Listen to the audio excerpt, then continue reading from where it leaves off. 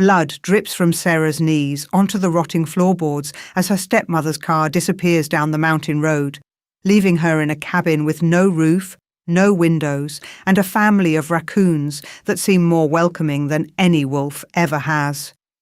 The Mercedes's taillights blink once, red eyes in the gathering dusk, and then Margot is gone. Sarah stays on her knees longer than she should.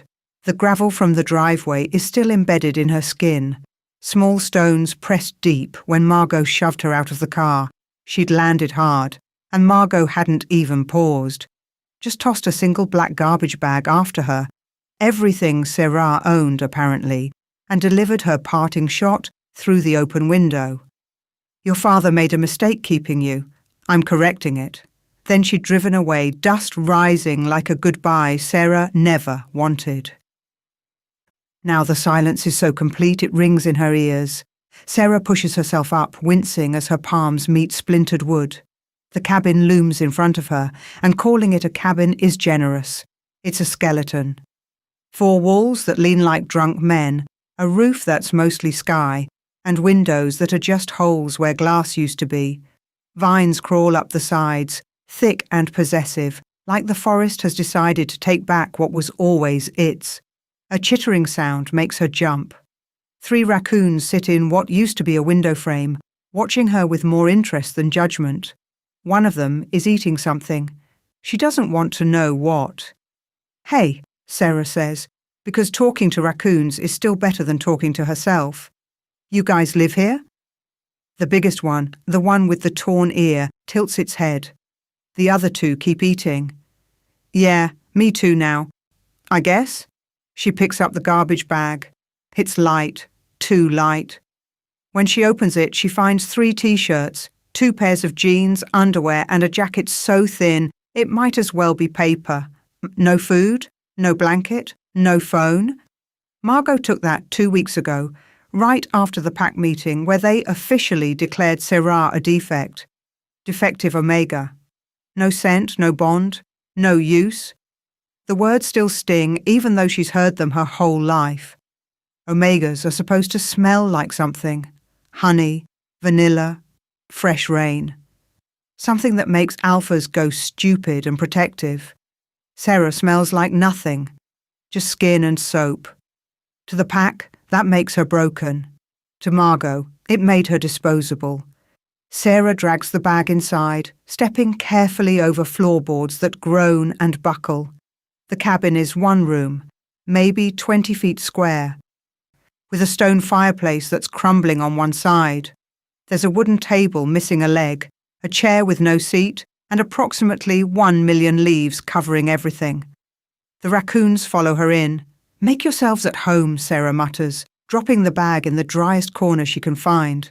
"Oh wait, you already did." Her hands are shaking. She shoves them in her pockets and makes herself breathe. In through the nose, out through the mouth, just like her father taught her when she was small, and the other pups would corner her during games, calling her freak, calling her wrong. "You're not wrong, little moon," he'd say, using the nickname only he was allowed to use. "You're just different, and different can be strong."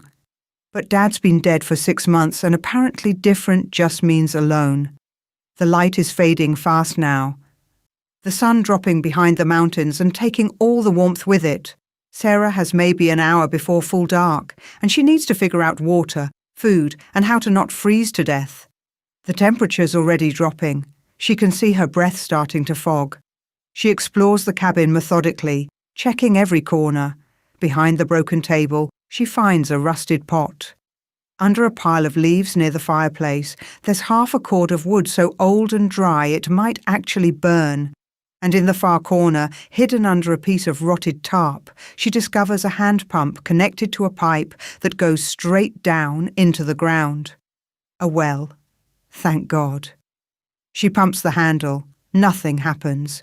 She pumps again, throwing her whole weight into it, and on the 5th try, water coughs out, brown at first, then clearing to cold and clean. She cups her hands and drinks until her stomach hurts. It's something. It's not much, but it's something. The wolves start howling just as she's trying to stack wood in the fireplace. Real wolves, not shifters. She can tell by the sound. Wild and lonely instead of the controlled calls pack wolves use to communicate. They're close too, maybe a quarter-mile away up in the trees. The raccoons vanish, disappearing through holes in the walls like smoke. Sarah's heart hammers against her ribs. She's got no door to close, no windows to shut. The cabin is full of gaps and spaces, and the sky is turning purple-black above the missing roof. She stacks the wood faster, her fingers clumsy with cold and fear, and realizes she has no matches. No. No, no, no. She tears through the garbage bag, shaking out every piece of clothing. Nothing. She checks her pockets. Empty. The howls come again, closer now. Sarah backs away from the fireplace, looking around for anything she can use as a weapon. The broken chair? The rusty pot? She's never fought anything before, never had to. Omegas aren't fighters. They're supposed to be protected, valued, kept safe in the centre of the pack. But Sarah has no pack now. She grabs the chair leg, tests its weight. It's solid enough to swing. Maybe. That's when her foot goes through the floorboard. She yelps, catching herself on the edge of the fireplace before she falls completely through.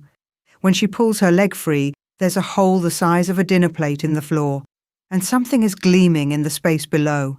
Sarah kneels down, careful of the broken edges, and reaches into the dark space between the floor and the ground. Her fingers brush leather, soft and old. She pulls it up into the dying light. A journal, bound in brown leather, the edges worn soft with handling. She knows it immediately. Her father's journal.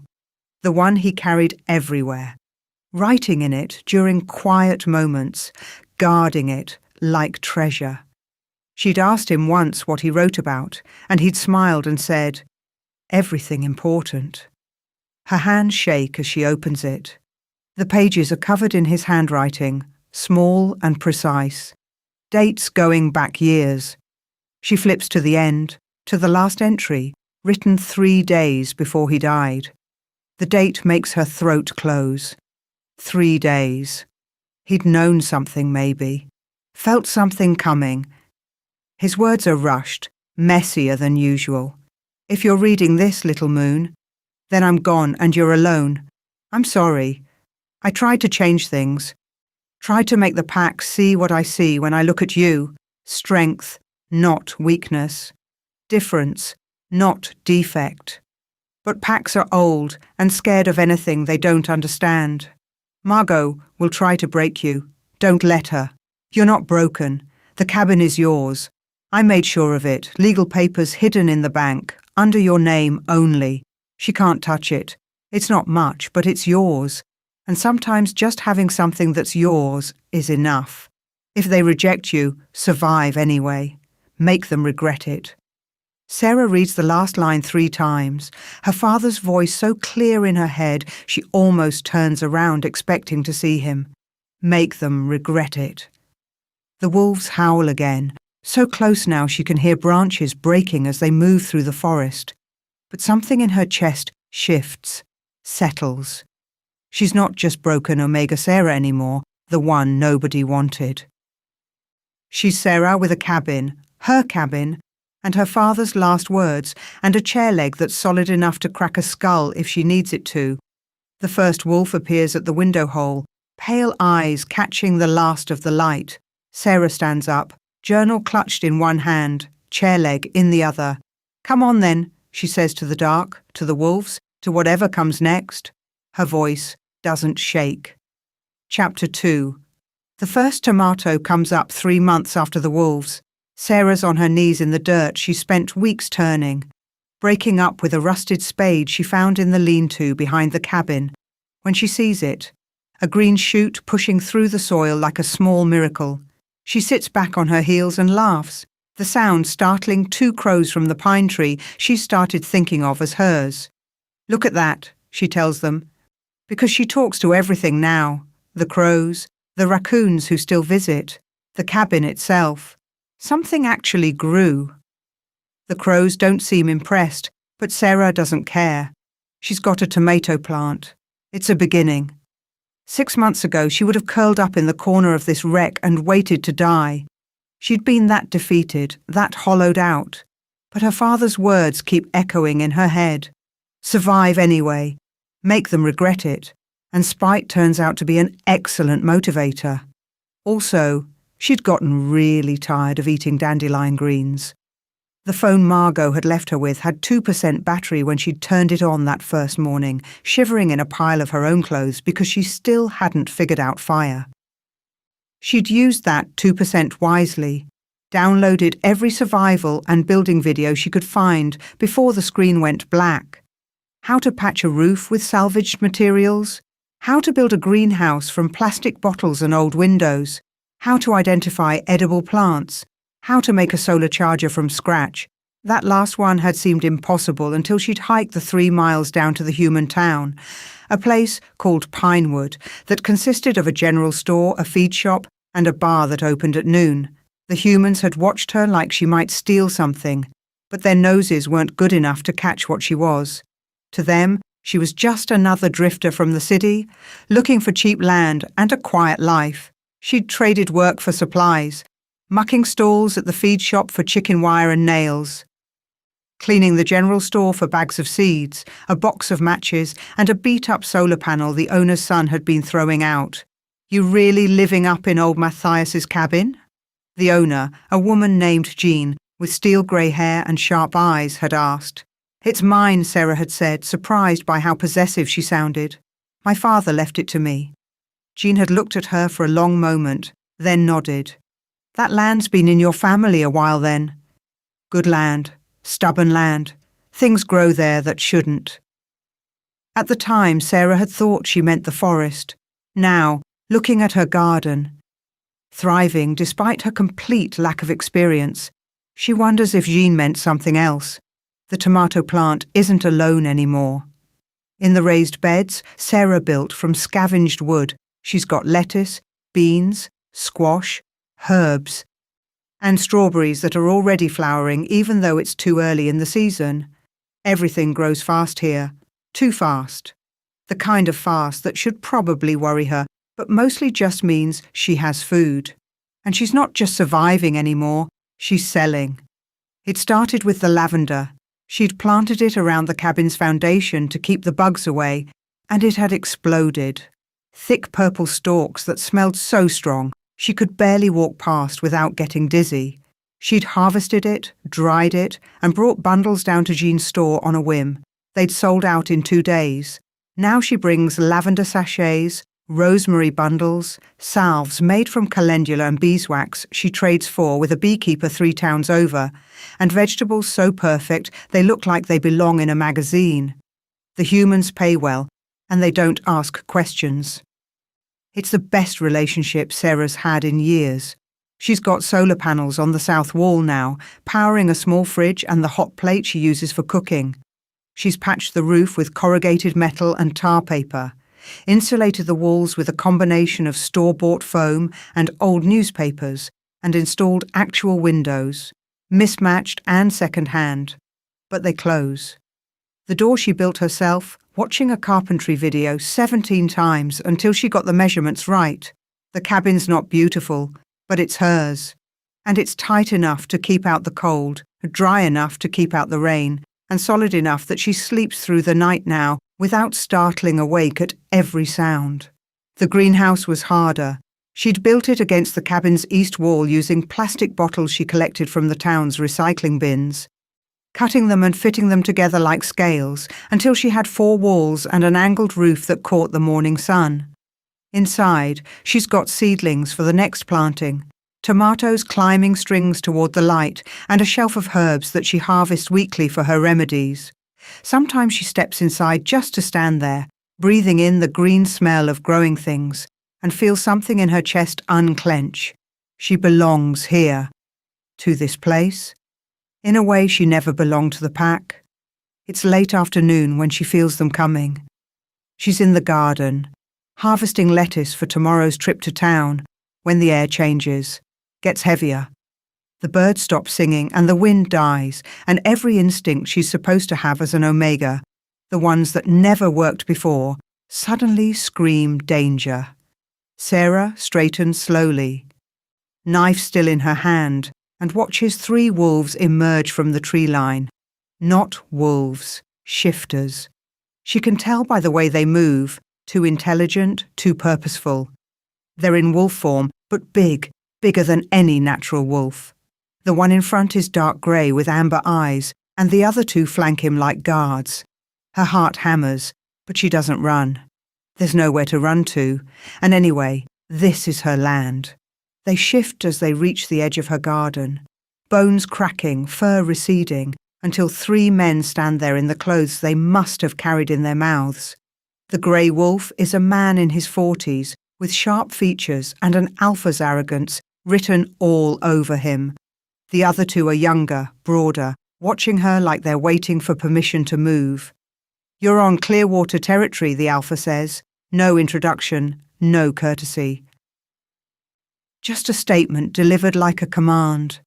Sarah wipes the dirt from her hands on her jeans, keeping the knife visible. "No, you're on my territory, and you didn't ask permission to cross it." The alpha's eyebrows rise. Behind him, one of the younger wolves grins like she said something funny. "Your territory," the alpha repeats. "You're packless, an omega. You can't hold territory.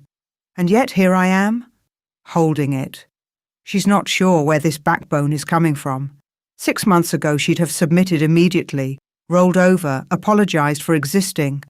But 6 months ago she hadn't built a home with her own hands, hadn't survived winter nights cold enough to freeze water solid, hadn't learned that she's stronger than anyone, including herself, gave her credit for.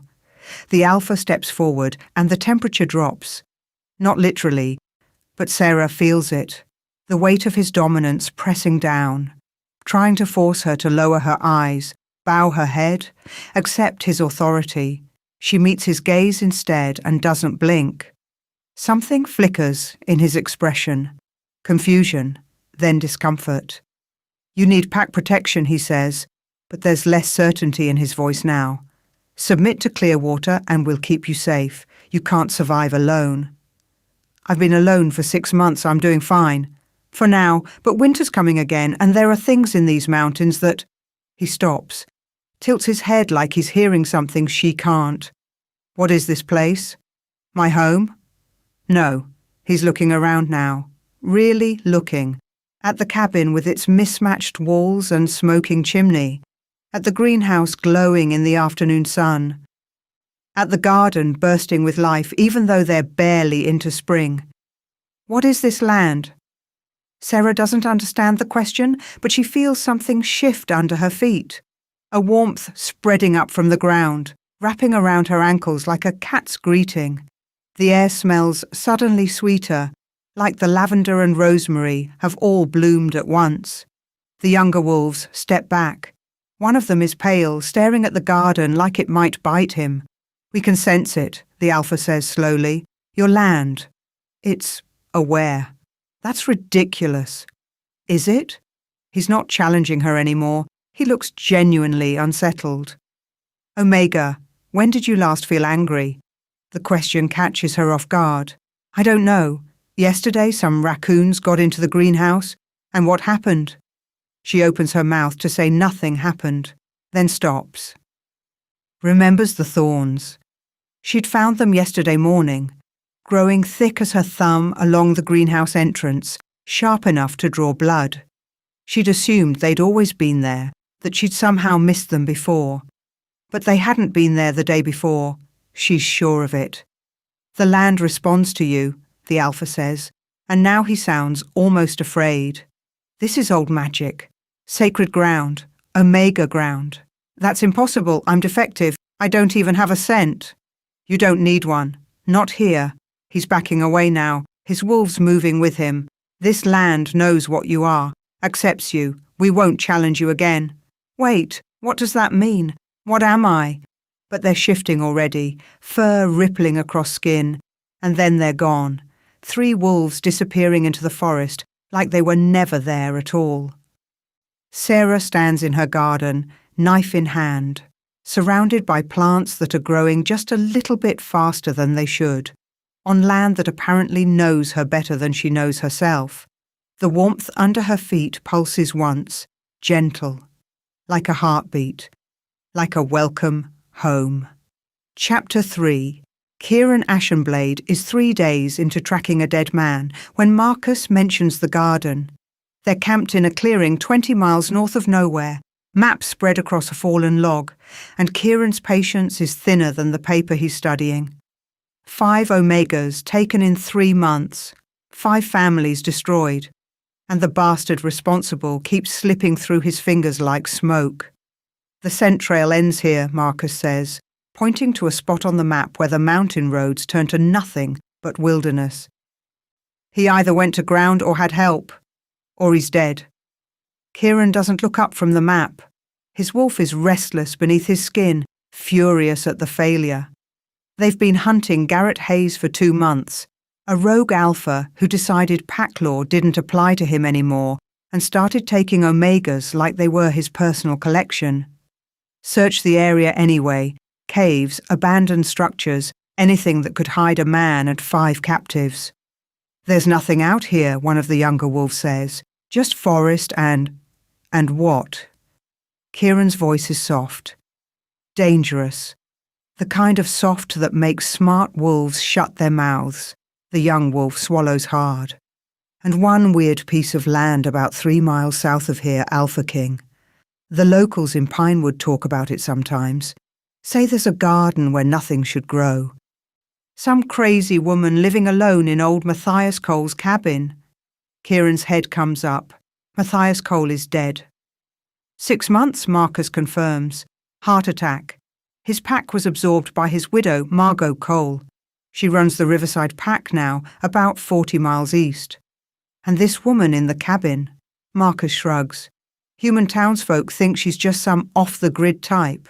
But I asked around yesterday while you were tracking. Jean Mackenzie at the general store mentioned the woman comes down every week selling herbs and vegetables. Said they're the best produce she's ever seen, and she's been running that store for 30 years. So? Kieran's already looking back at the map, dismissing it. They're hunting a kidnapper, not investigating farmers' markets. So, Jean also said the woman smells like absolutely nothing. No perfume, no soap scent. Nothing. She thought it was odd. That gets Kieran's attention. Nothing. Nothing. And when I pushed a little, carefully, Jean mentioned that things seemed to grow wrong on that land. Too fast. Too perfect. Said her grandmother used to call it blessed ground, but wouldn't say what that meant. Kieran sits back, mind working. Omegas without scent are rare, defective usually, and cast out by their packs because they can't form proper bonds. They don't survive long without pack protection. They're too vulnerable, too wired to need pack structure and safety. A scentless omega surviving alone in the mountains shouldn't be possible. Could be one of Hayes's victims, Marcus says quietly, reading Kieran's expression. Could be he stashed her there and she escaped. Or she's bait. Kieran stands, decision made. We check it out. If she's one of his, we get her to safety and make Hayes come to us. If she's not... He trails off, not sure how to finish that sentence. If she's not, then she's an impossible thing. And Kieran's built his reputation on eliminating impossibilities before they become problems. They reach the cabin just after dawn, and Kieran knows immediately that something is wrong. Not wrong like danger. Wrong like the world has tilted sideways and forgotten to mention it. The forest here is different, greener. The morning light falls softer through the trees, and the air smells like growing things and earth and something else, something old and patient and awake. His wolf, which has been snarling for 3 days straight, goes quiet. Curious, the cabin sits in a clearing that shouldn't exist. Too perfect, too circular. Like the trees decided exactly where to stop, and nothing would make them go further. The structure itself is patchwork.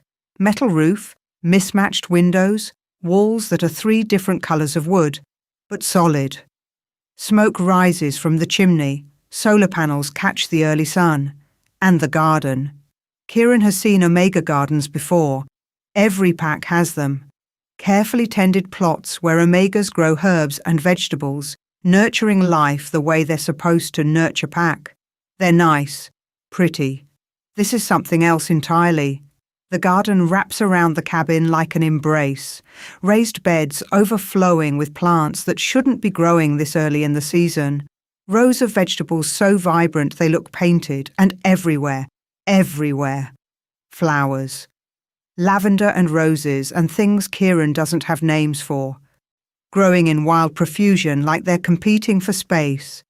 And in the middle of it, mucking out a chicken coop with a pitchfork and an expression of intense concentration, is the woman.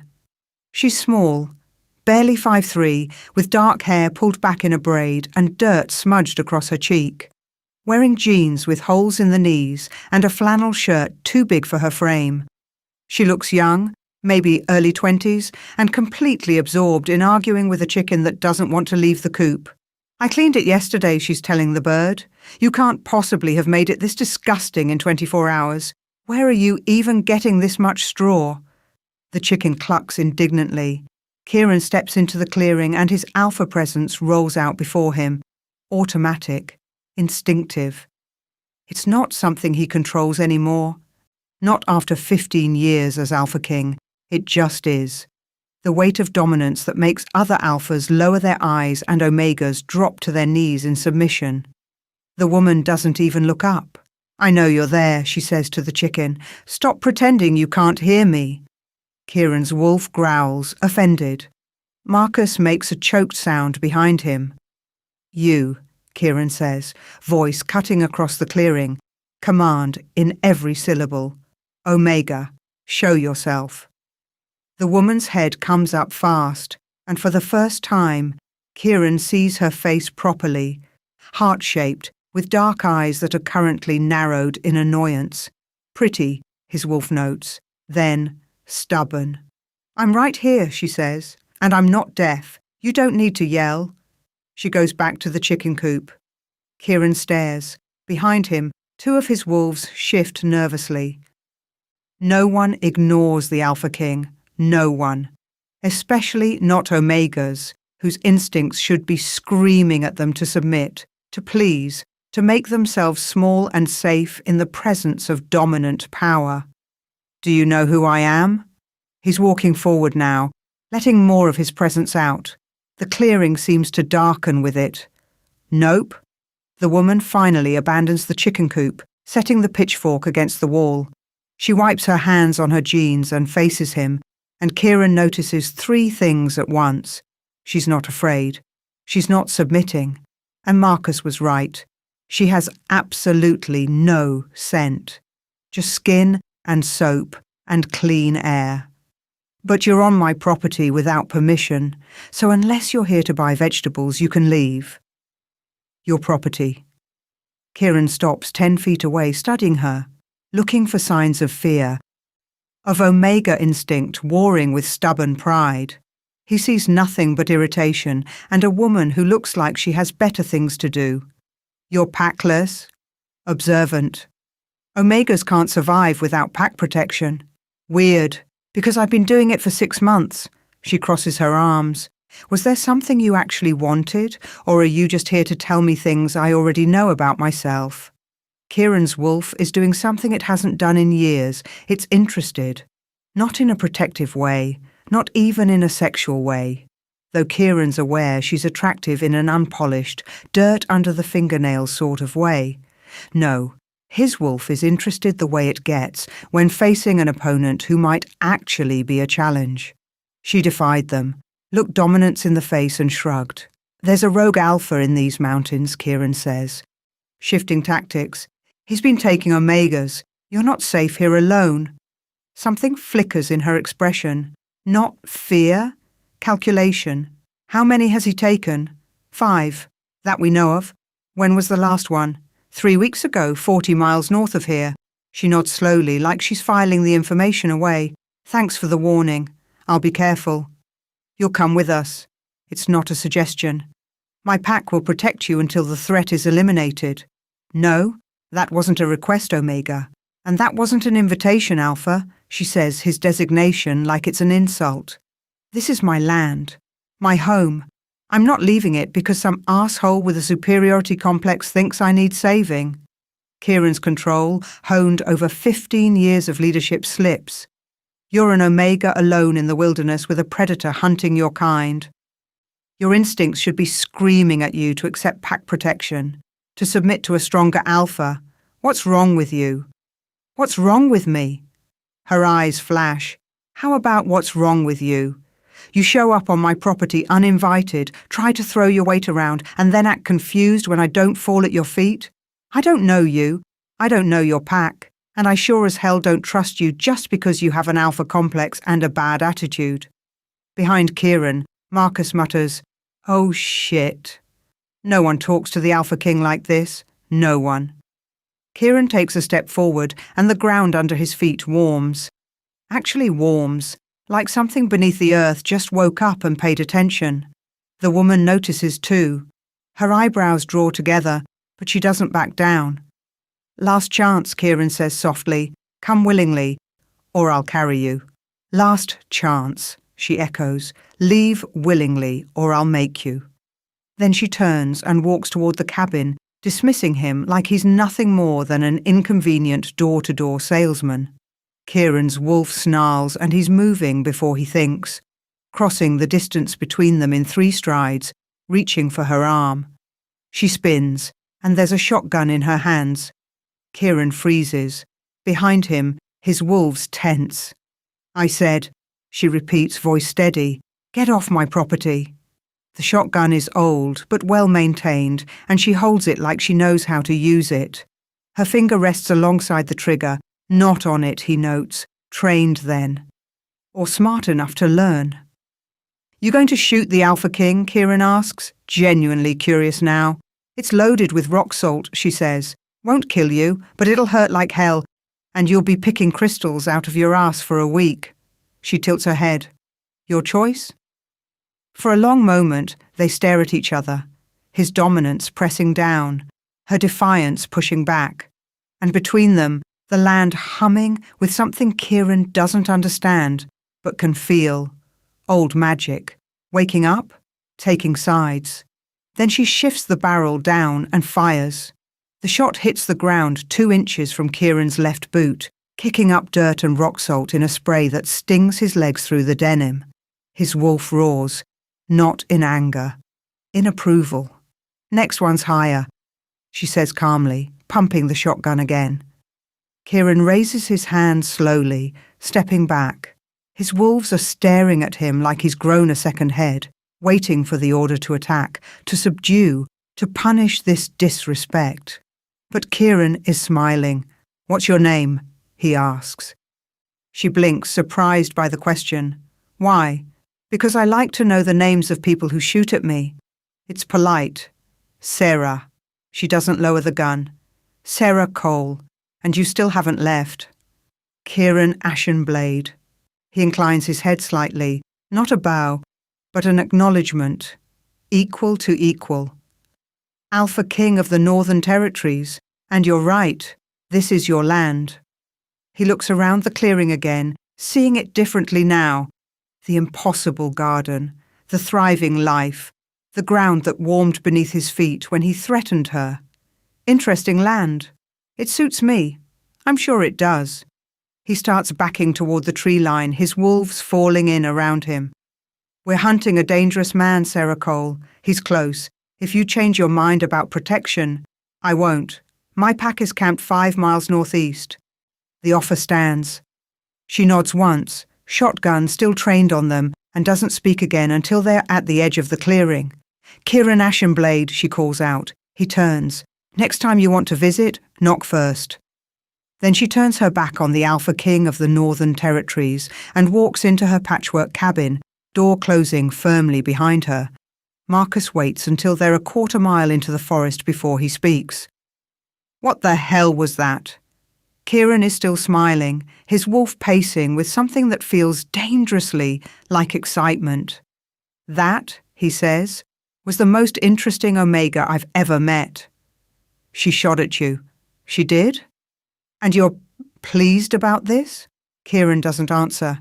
He's thinking about dark eyes that didn't drop in submission, about a woman who looked at his dominance and found it wanting, about land that warmed like a living thing when he threatened what it protected, about an omega who smelled like nothing and survived where she shouldn't.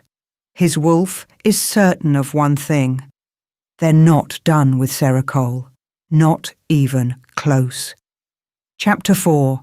Sarah is replanting the tomatoes that the raccoons destroyed when she hears branches breaking in the forest. Not the careful, quiet breaking of deer or the scurrying rustle of smaller animals. Heavy footfalls, purposeful. She doesn't reach for the shotgun. She knows who it is before he steps into the clearing. Kieran Ashenblade emerges from the tree line like he owns the forest, 3 wolves flanking him. He's carrying a pack this time, and his expression is somewhere between determined and apologetic. Sarah doesn't like either look. No, she says, before he can speak. You don't know what I'm going to say. You're going to say you're staying, that you're camping on my land for my protection or some other alpha nonsense, and I'm saying no.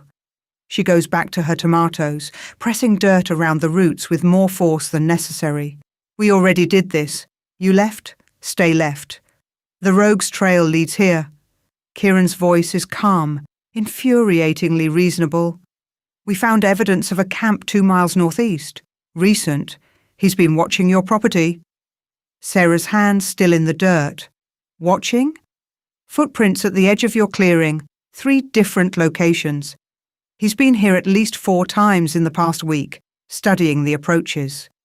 Kieran moves closer, and Sarah notices his wolves have spread out, checking the perimeter. Professional. Efficient. He knows you're here, Sarah. And he knows you're alone. The fear is immediate and cold. She forces it down, keeps her voice level. Then I'll be more careful. Careful doesn't stop an alpha who's already taken 5 omegas. Neither does having another alpha on my property. She stands brushing dirt from her jeans. For all I know, you could be the rogue, and this is just an elaborate way to gain my trust. Kieran's eyebrows rise. That's actually smart thinking? I'm not stupid? No, you're really not. He pulls something from his pocket, a phone, and swipes through screens before holding it out to her. Marcus sent this while we were walking here. Official Northern Territories PAC documentation. My identification, credentials, and a lovely article about how I personally executed the last rogue alpha who tried kidnapping omegas in my territory. 3 years ago. I'm not subtle when it comes to protecting PAC members. Sarah takes the phone reluctantly. The documentation looks official. Photo of Kieran in formal PAC regalia. Titles, seals, the works. The article is from a PAC newspaper, detailing a hunt and an execution that sounds brutal, even by wolf standards. This could be fake, she says, but her conviction is wavering. It could be, but it's not. He takes the phone back. I'm staying, Sarah, not in your cabin. I can see from your face that's absolutely not happening. I'll pitch a tent at the edge of the clearing. My wolves and I will take shifts watching the perimeter. You won't even know we're here. I'll absolutely know you're here. Then you'll know you're protected. He's already walking toward the eastern edge of the clearing, where the trees are thickest. We'll be gone as soon as Hayes is caught or dead. I'm not here to bother you. You're already bothering me. But he's not listening. His wolves have found a spot they apparently deem acceptable, and they're already unpacking gear. Sarah watches, furious and afraid in equal measure, as they set up camp with military precision. She storms into the cabin and slams the door hard enough to rattle the windows. It takes Kieran's wolves exactly 4 hours to realise she's making their lives deliberately difficult. The coffee she brings out that evening is the worst thing Marcus has ever tasted. He's sure of it. He takes 1 sip and actually gags. What is this, he asks, staring into the mug like it might attack him. Coffee, Sarah says sweetly. I made it fresh. Fresh from what? Hell's basement? The grounds from last week, actually. I don't waste anything out here. She's already walking away back toward her cabin. You wanted to camp on my property. Enjoy? Kieran tries his own mug and understands immediately. She used old grounds, probably multiple times, and then added what tastes like salt instead of sugar. It's barely coffee. It's more like a punishment in liquid form. He's pretty sure she also pitched their tent in the one spot that becomes a mud pit the moment any moisture hits it, which it did, an hour ago. Light rain, barely a drizzle, but enough to turn the ground under their tent into a swamp. She did this on purpose, one of the younger wolves, David, says, staring at the mud seeping under his sleeping bag. Yes, Kieran agrees. So, we move the tent. No. Kieran is smiling, despite himself. We stay exactly where she put us. Marcus gives him a look. You're enjoying this. She shot at me yesterday and now she's serving me bad coffee. I've had pack members try to assassinate me with less creativity. She's a terror. She's resourceful.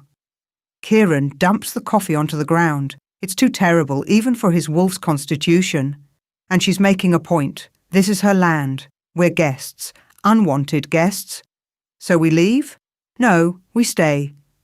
Kieran looks toward the cabin, where warm light glows in the windows. Sarah's shadow moves past the glass, probably making herself an excellent dinner while they sit in the mud drinking garbage coffee. But maybe we try a different approach. The next morning, Sarah wakes to find her fence repaired. Not just repaired, improved. The section that's been leaning since winter, threatening to fall over every time a strong wind hit, is now straight and reinforced. New posts, fresh wire, professional joints. It would have taken her days to fix. Someone did it in hours. She knows who. She finds Kieran by the chicken coop, examining the structure with a critical eye. Stop, she says. He turns, and she notices he's already muddy from the knees down. Good. Stop what? Helping. I didn't ask for your help. No, you gave me terrible coffee and stuck me in a mud pit. He gestures toward the coop. This latch is broken. Foxes will get in. I know. I'm fixing it next week. I can fix it now. I don't want you to fix it. She's angrier than she should be, and she knows it. The fence made something in her chest tight. Uncomfortable. Like owing someone. Something she can't pay back. I take care of my own property. I'm sure you do. Kieran's voice is mild, but his eyes are sharp. But I'm camped here anyway, and I'm bored, and wolves need to be useful. Let me be useful, Sarah. I don't need. Everyone needs help sometimes. He says it simply, like it's fact, instead of something her stepmother spent years making her believe was weakness. There's no shame in it. Sarah wants to argue, wants to send him back to his muddy tent and terrible coffee, and make him as miserable as he's making her just by being here, by being helpful, by looking at her garden with respect instead of confusion. But the fence is fixed, and it's a good repair, and winter is coming again, and… Fine, she snaps. Fix the coop. But that's it. Nothing else. She's back in the cabin before he can respond.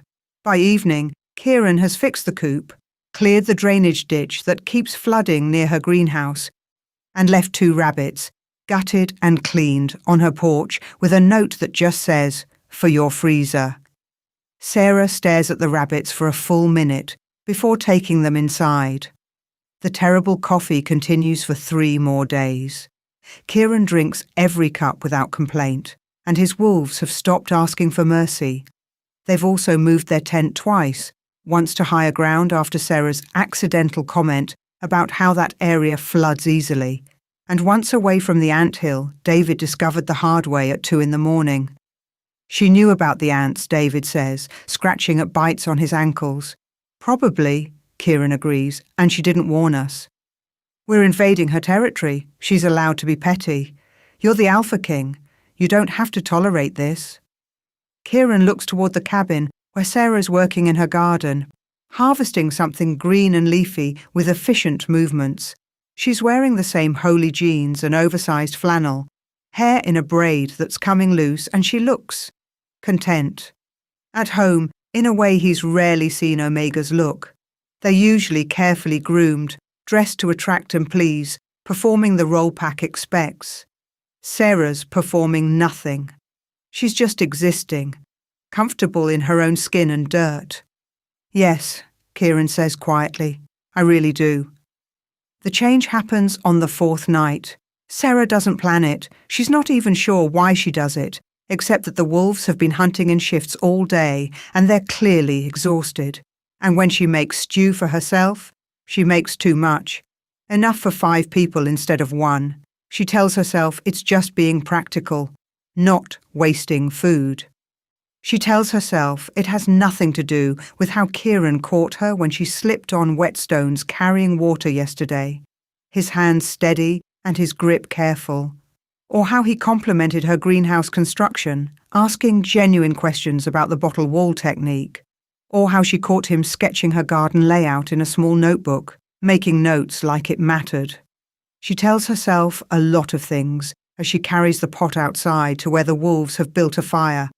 I made too much, she announces, setting it down. You can have it or not, I don't care. Then she tries to leave, but Kieran stands. Stay, he says. Not a command, a request. Eat with us. I already ate. Liar, I can see the pot was just cooked. He's already ladling stew into bowls that Marcus produces from somewhere. Come on, Sarah, call it a truce, temporary. Just for dinner. She should say no. Should go back to her cabin and her walls and her safety.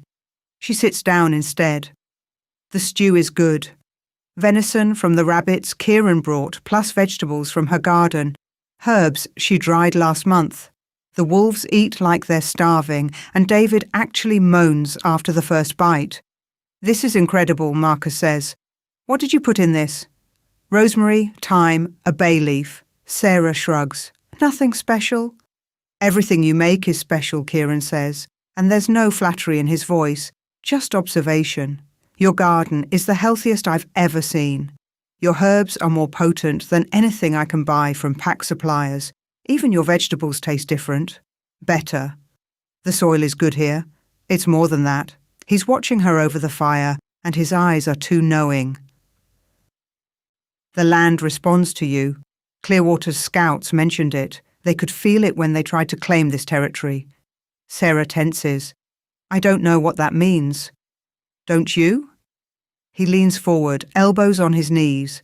Has it always been like this? Or just since you came here?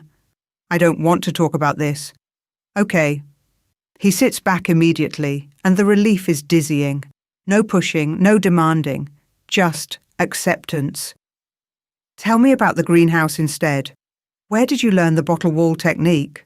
So, she does. And then she's telling him about the solar panels, the water system, the root cellar she's planning to dig before winter. He asks questions that show he's actually listening, and Marcus tells a story about a disastrous greenhouse his pack tried to build that ended with exploding tomatoes. And David demonstrates the wrong way to milk a goat that has everyone laughing. Sarah laughs, actually laughs. It's been 6 months since she laughed with other people. The fire burns low, and the conversation turns quieter. Marcus and the other wolves excuse themselves to their tent, leaving Sarah and Kieran alone with the embers. Thank you, Kieran says. For what? The stew? The company? Not shooting me again? Sarah snorts. The night's not over yet. Fair point. He's quiet for a moment, then. You've built something remarkable here, Sarah. Most wolves couldn't survive what you've survived, let alone thrive. The compliment makes her chest tight again. Uncomfortable. I just did what I had to. No, you did what most people can't. He looks at her directly, and there's something in his expression she can't name. You should be proud. I'm not. Sarah stops. She was going to say she's not worth being proud of. That's what Margot always said. What the pack always implied. Defective, useless, wrong. But looking at her cabin, her garden, her life built from nothing but spite and stubbornness, she thinks maybe that's not true. Thank you, she says quietly. The wind shifts. Kieran's entire body goes rigid. His eyes dilate and his wolf surges so close to the surface she can see it in the way his muscles tense, the way his breathing changes. What? Sarah asks, alarmed. What's wrong? Your scent. His voice is rough, barely controlled. I can smell you. That's impossible. I don't have a scent. You do? He's standing now, moving closer, but stopping himself, deliberately. Fighting instinct. Wild honeysuckle and thunderstorms. It's incredible. How are you hiding this? Sarah's heart is hammering. I'm not hiding anything. I don't have a scent. The pack tested me. Multiple times. I'm defective. You're not defective. Kieran's eyes are locked on hers. Someone made you think you were. How, Sarah? And suddenly she's back in Margot's kitchen, 14 years old, taking the vitamins her stepmother gave her every morning. For your health, dear, all growing omegas need supplements. She'd taken them for 8 years, every single day, right up until her father died, and Margot kicked her out. Oh my God, Sarah whispers. What? My stepmother. She gave me supplements, said they were vitamins. Her hands are shaking. 8 years, every morning. She was poisoning me? Scent suppressants. Kieran's voice is deadly quiet. Long-term use can permanently damage an omega's scent glands, but if you stopped 6 months ago and your scent is this strong now, he shakes his head. She wanted you to seem defective, wanted the pack to reject you. But why? Because real omegas have value, have power. He gestures around the clearing. Look at what you've built. Look at how this land responds to you. You're not defective, Sarah. You might be the strongest omega I've ever met. And she knew it.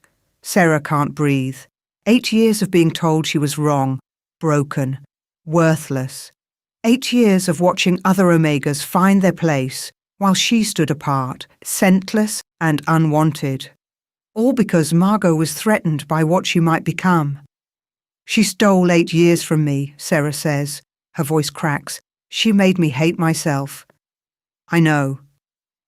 Kieran is closer now, careful, giving her space to move away if she wants. I'm sorry. Don't. Sarah stands abruptly. Don't be kind to me right now. I can't. I need. She's running before she finishes the sentence, back to her cabin, slamming the door behind her. Kieran doesn't follow. But an hour later, when she's cried herself out and is sitting on the floor with her father's journal open in her lap, she finds a mug of actual good coffee on her porch, still hot, with a note that says, "Tomorrow we hunt haze. Then you never have to see me again if you don't want to. But for what it's worth, I'm glad you survived.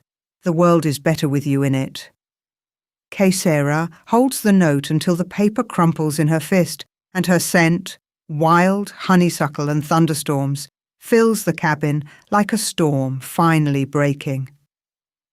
Chapter 5. Sarah wakes to a garden that shouldn't exist. The tomatoes have doubled in size overnight.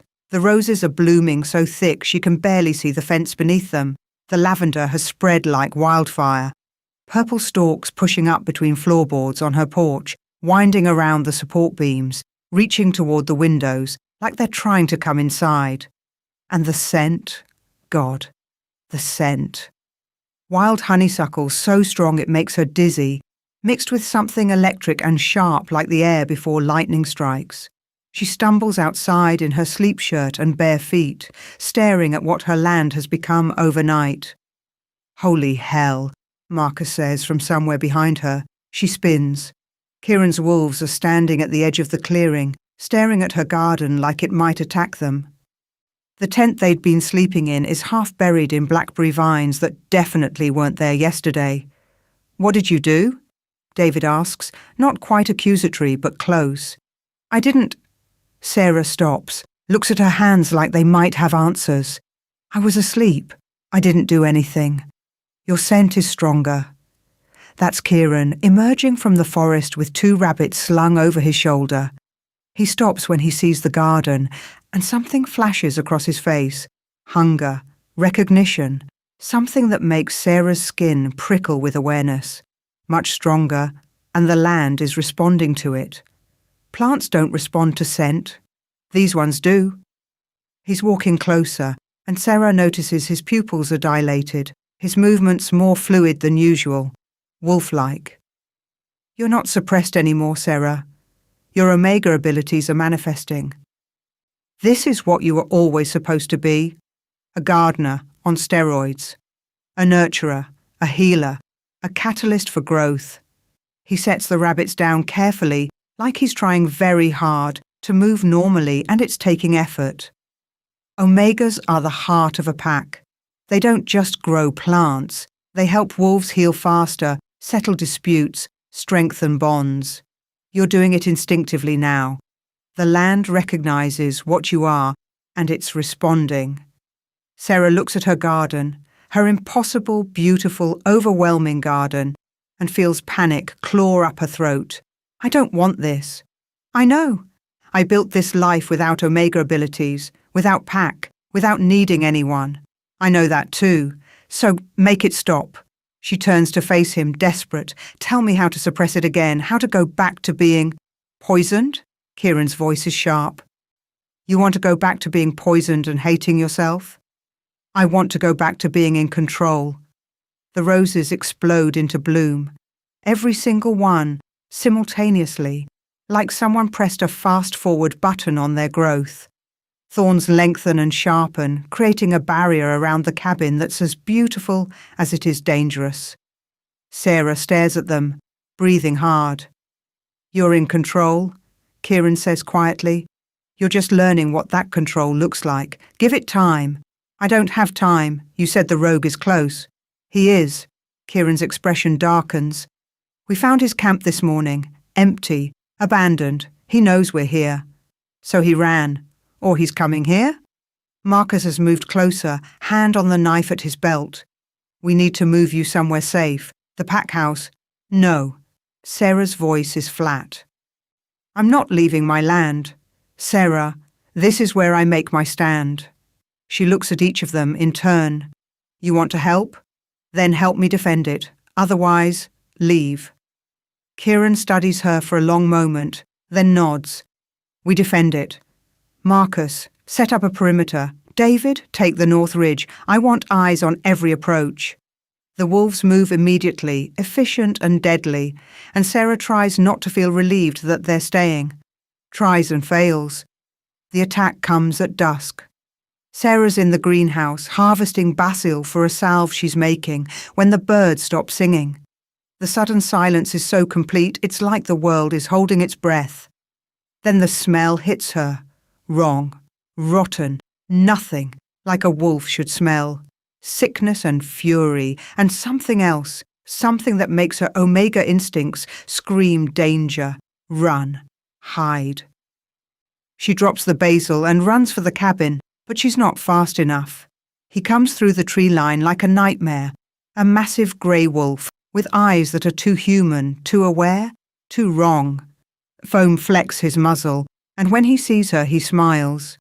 Sarah grabs for the shotgun just inside the door, but he's already moving, covering the distance between them in seconds that feel like slow motion. Then Kieran hits him from the side. The impact sends both wolves tumbling, and Sarah watches Kieran shift mid-roll, bones cracking, fur rippling, until he's in full wolf form.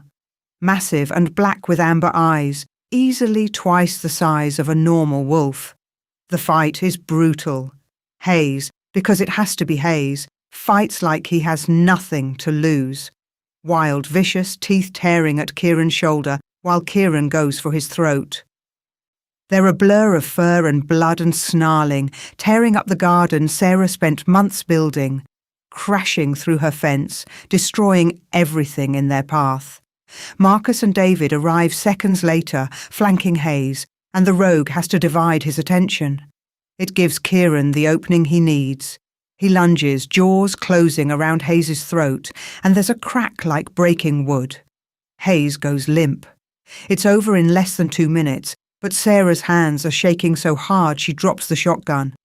It clatters on the porch, loud in the sudden silence. Kieran shifts back to human, naked and covered in blood.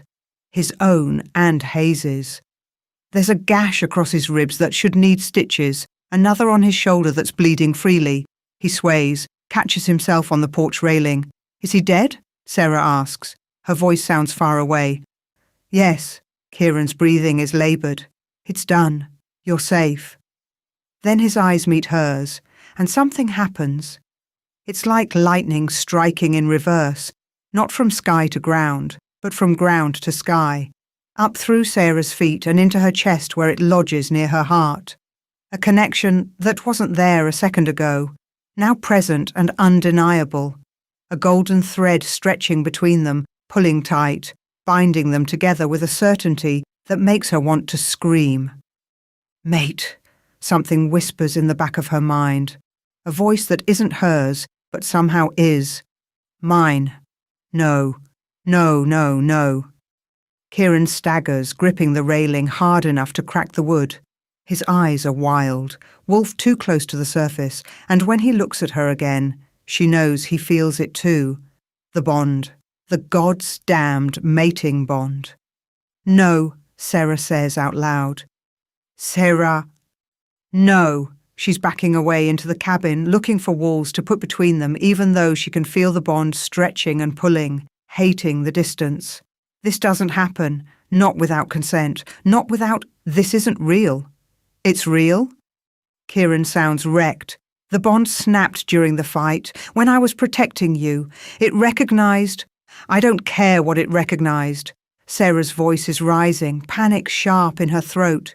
I didn't choose this. I didn't want this. You need to reject it. I can't. Yes, you can. Right now. Say the words. Reject the bond. Sarah, it doesn't work like that. Say the fucking words, Kieran. He flinches like she hit him. Marcus and David are still in the clearing, very carefully not looking at them, trying to disappear into the background of this disaster. I won't reject you, Kieran says quietly, firmly. You're my mate, my responsibility now. I protect what's mine. The roses around the cabin grow 6 inches in 3 seconds, thorns lengthening into spikes. I'm not yours. I'm not anyone's.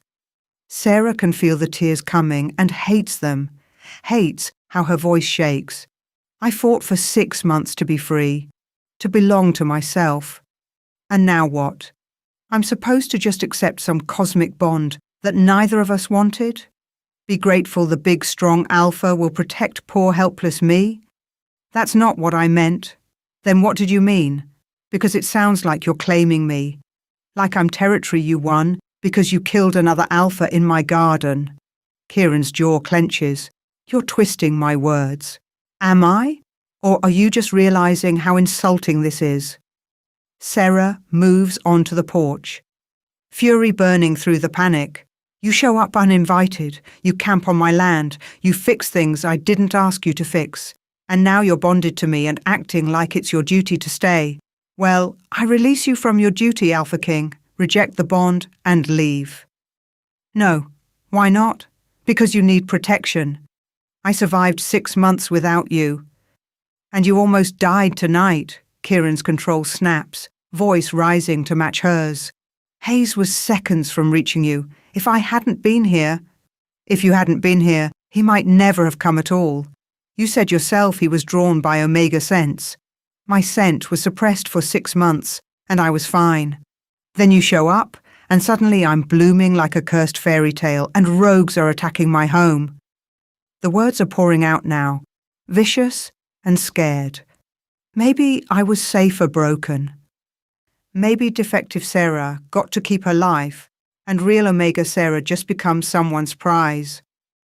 The silence that follows is devastating. Kieran stares at her, and she watches something crack in his expression. The careful control he always wears splintering into pieces that show raw hurt underneath. Is that what you think? He asks. That I see you as a prize? I don't know what you see. I don't know you. You know me better than most people in my pack. His voice is strained. You shot at me, made me terrible coffee, watched me repair your fence and never once treated me like I was anything more than an inconvenience. You know exactly who I am, Sarah. You just don't want to. Because I don't want this. She gestures between them, at the bond she can feel pulling tight and demanding and terrifying. I don't want to need you. I don't want my land responding to your presence.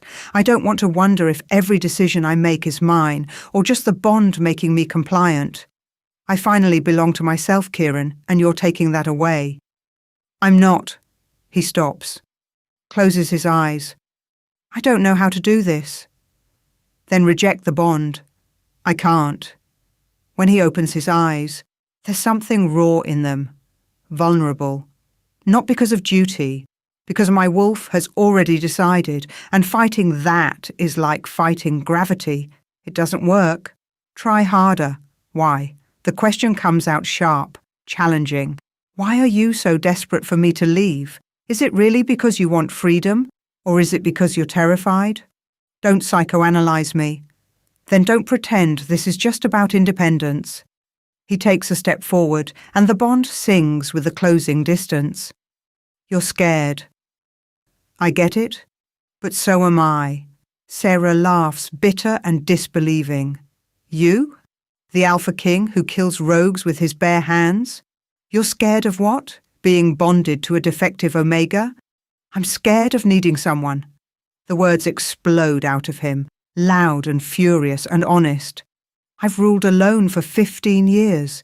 Never taken a mate because I watched my father become weak when he lost my mother. Watched him make stupid decisions trying to protect her. Watched it destroy him when she died. I swore I'd never let that happen to me. Never let anyone have that much power over my judgment. He's breathing hard, blood still dripping from the wound on his shoulder, and there's something desperate in his expression. But the bond doesn't care about my fears or my plans. It just is. And now I can feel you, Sarah. Feel your fear and your anger and your pain like they're mine. And I want to fix it, want to make you safe and happy and never hurt again. And that terrifies me because I don't know how to be that person.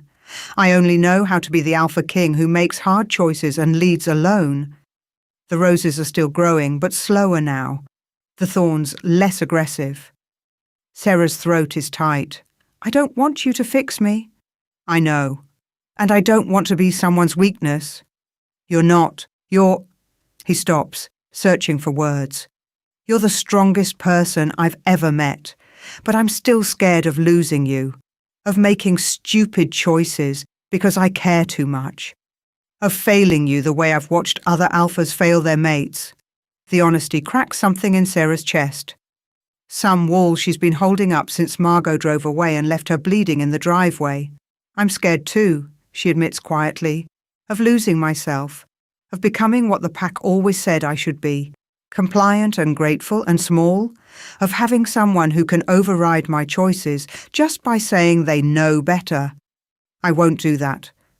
You already tried to move me to your pack house because I was scared, not because I think you need controlling. Kieran sits down on the porch steps, suddenly looking exhausted. The gash on his ribs is still bleeding, and he's shaking slightly from blood loss, or adrenaline, or both. I don't know how to do this, Sarah.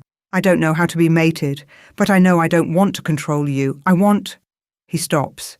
The silence stretches. What? Sarah asks. I want to know you. He looks up at her, amber eyes honest.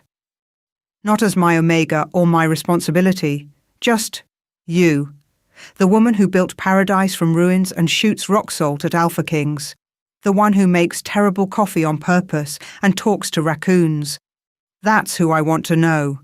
Sarah's defences are crumbling and she hates it. Hates how much she wants to believe him. Hates how the bond pulls and purrs when he looks at her like that. You're bleeding, she says, instead of all the other things she could say. I'll heal. Not if you keep bleeding all over my porch. She disappears into the cabin and returns with her first aid kit. Sit still. He does, watching as she cleans the wounds with hands that are steadier than they should be. The gash on his ribs is deep, and she can see muscle beneath the torn skin. This needs stitches, she mutters. I'll heal by morning. Shifter, metabolism. Doesn't mean you should suffer all night. She's already threading a needle, not asking permission, and Kieran doesn't stop her when she starts stitching. His skin is warm under her fingers. The bond hums with approval at the contact, at the care. Sarah ignores it, mostly. I'm sorry, Kieran says as she ties off the last stitch. For everything. For showing up uninvited. For staying when you told me to leave. For the bond happening without your consent. Sorry doesn't fix it. I know, but it's all I have right now. He stands slowly, testing the stitches. I should go. Give you space? He makes it 3 steps before the vines move. They come up from the ground like striking snakes, thick green ropes wrapping around his ankles, his calves, pulling him back toward the cabin. Kieran stumbles, catches himself against the porch post, and more vines emerge, these wrapping around his wrists and torso. "Sarah, I'm not doing this." She stares at her land, betraying her. "Let him go." The vines don't listen.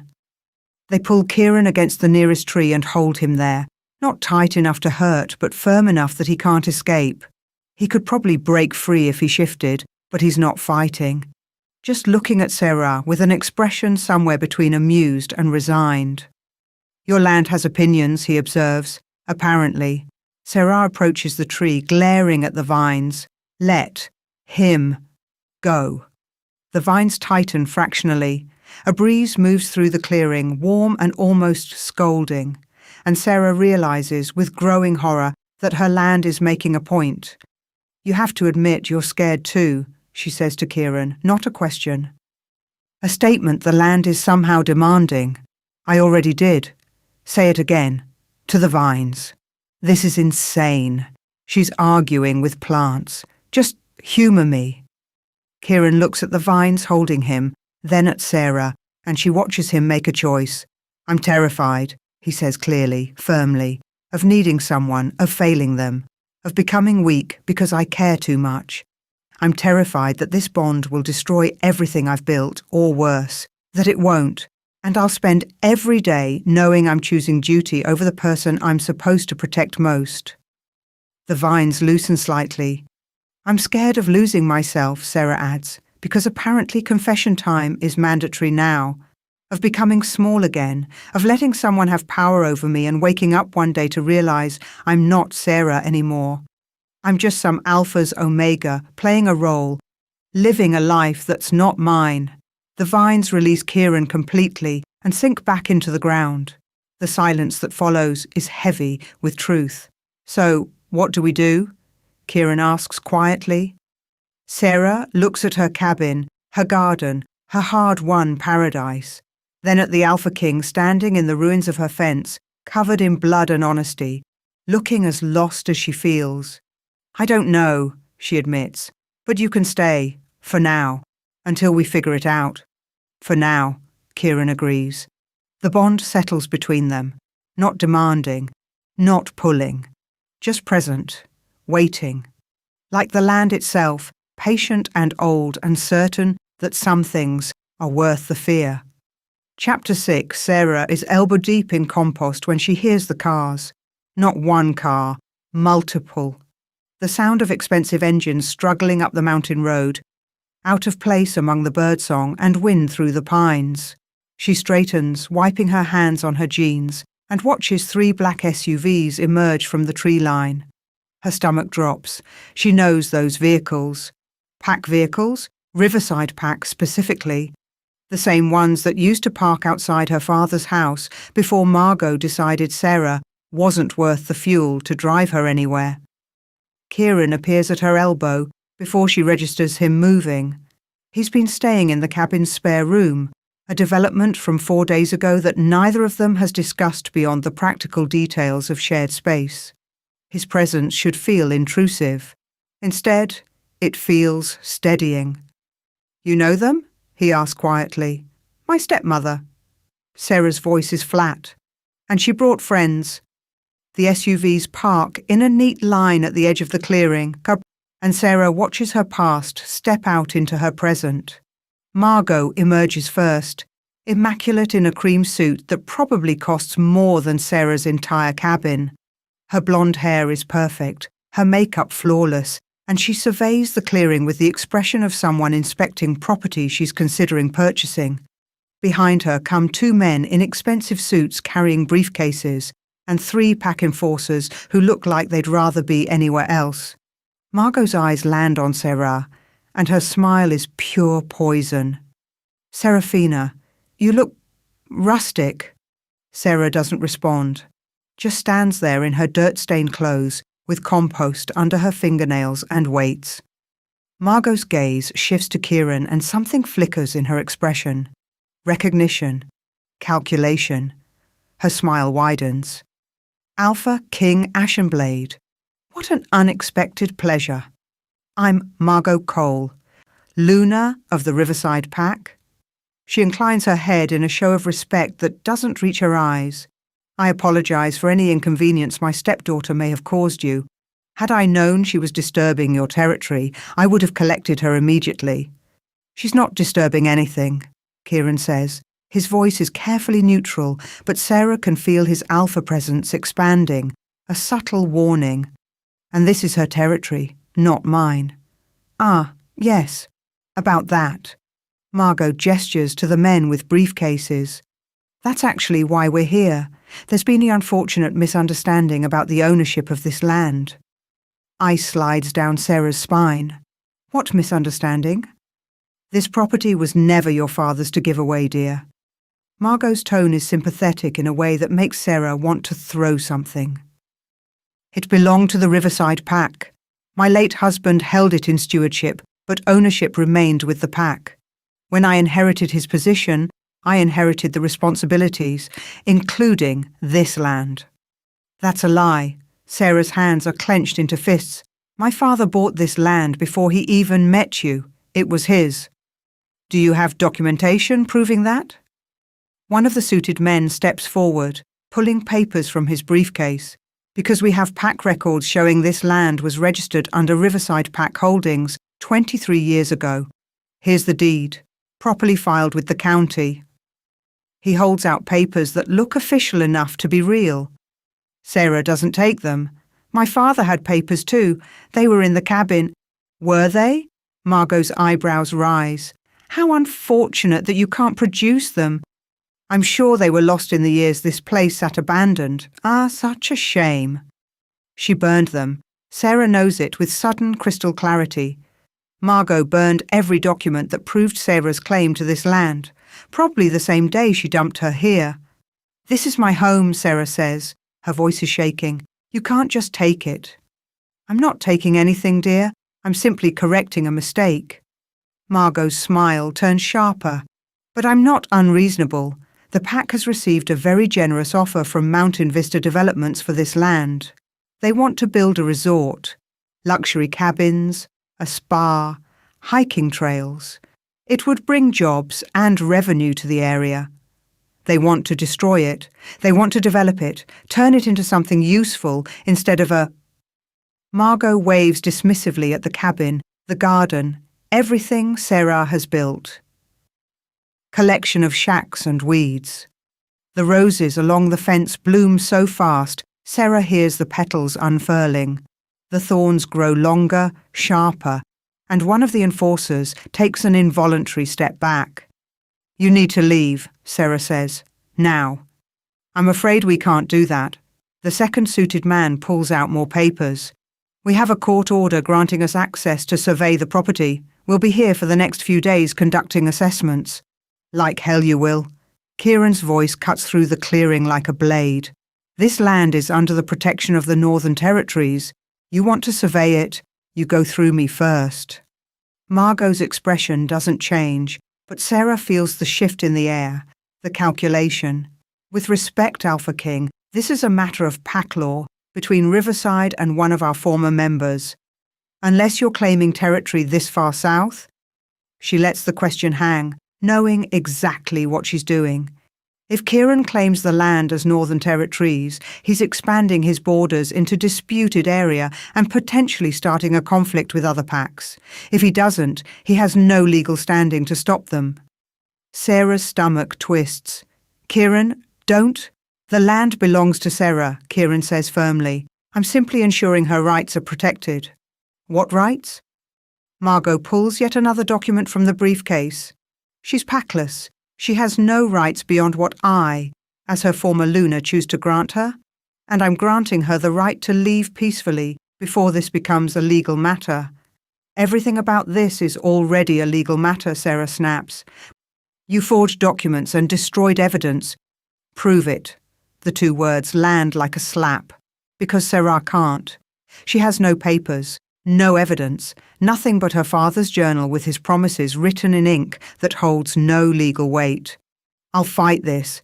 Sarah says. I'll get a lawyer. With what money, dear? Margot's smile is pitying now, which is somehow worse than the poison. You sell vegetables at a general store. Legal battles cost thousands of dollars. Do you have thousands of dollars? Sarah doesn't answer. She has $347 in a coffee can under her bed.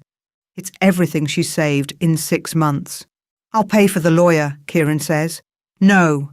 Sarah's response is immediate, instinctive. This is my fight.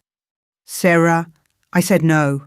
She turns to face him, desperate for him to understand. If you pay, if you claim territory, if you use your authority to override this, I become exactly what I was afraid of becoming. Someone who needs an alpha to solve her problems, someone who can't stand on her own. There's no shame in accepting help. There is, when it proves everyone right. Her throat is tight. Don't you see? If you fix this, Margot wins.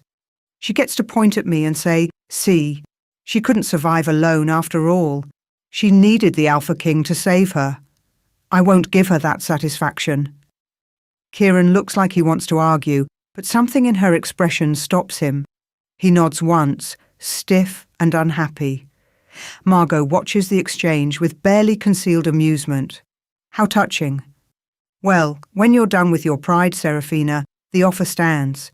Leave peacefully or be removed legally. You have until Friday to decide. She turns to leave, enforcers and lawyers following like a wake of sharks. The SUVs start up, engines loud and intrusive, and then they're gone. The silence they leave behind is suffocating. You should have let me help, Kieran says quietly. I can't. Sarah's hands are shaking. I need to do this myself. Why? Because she stops, searching for words that make sense. Because this is the first place I've ever belonged. The first thing that's ever been truly mine. If I let you fight for it, it stops being mine. It becomes something you gave me. And I can't live like that. Kieran is quiet for a long moment. Then, what will you do? Find the documents myself. There has to be a copy somewhere. County records, bank records, something Margot couldn't destroy. Then I'll drive you to town. Kieran, not to fight your battle, just to drive. His expression is carefully neutral. You don't have a car, I do.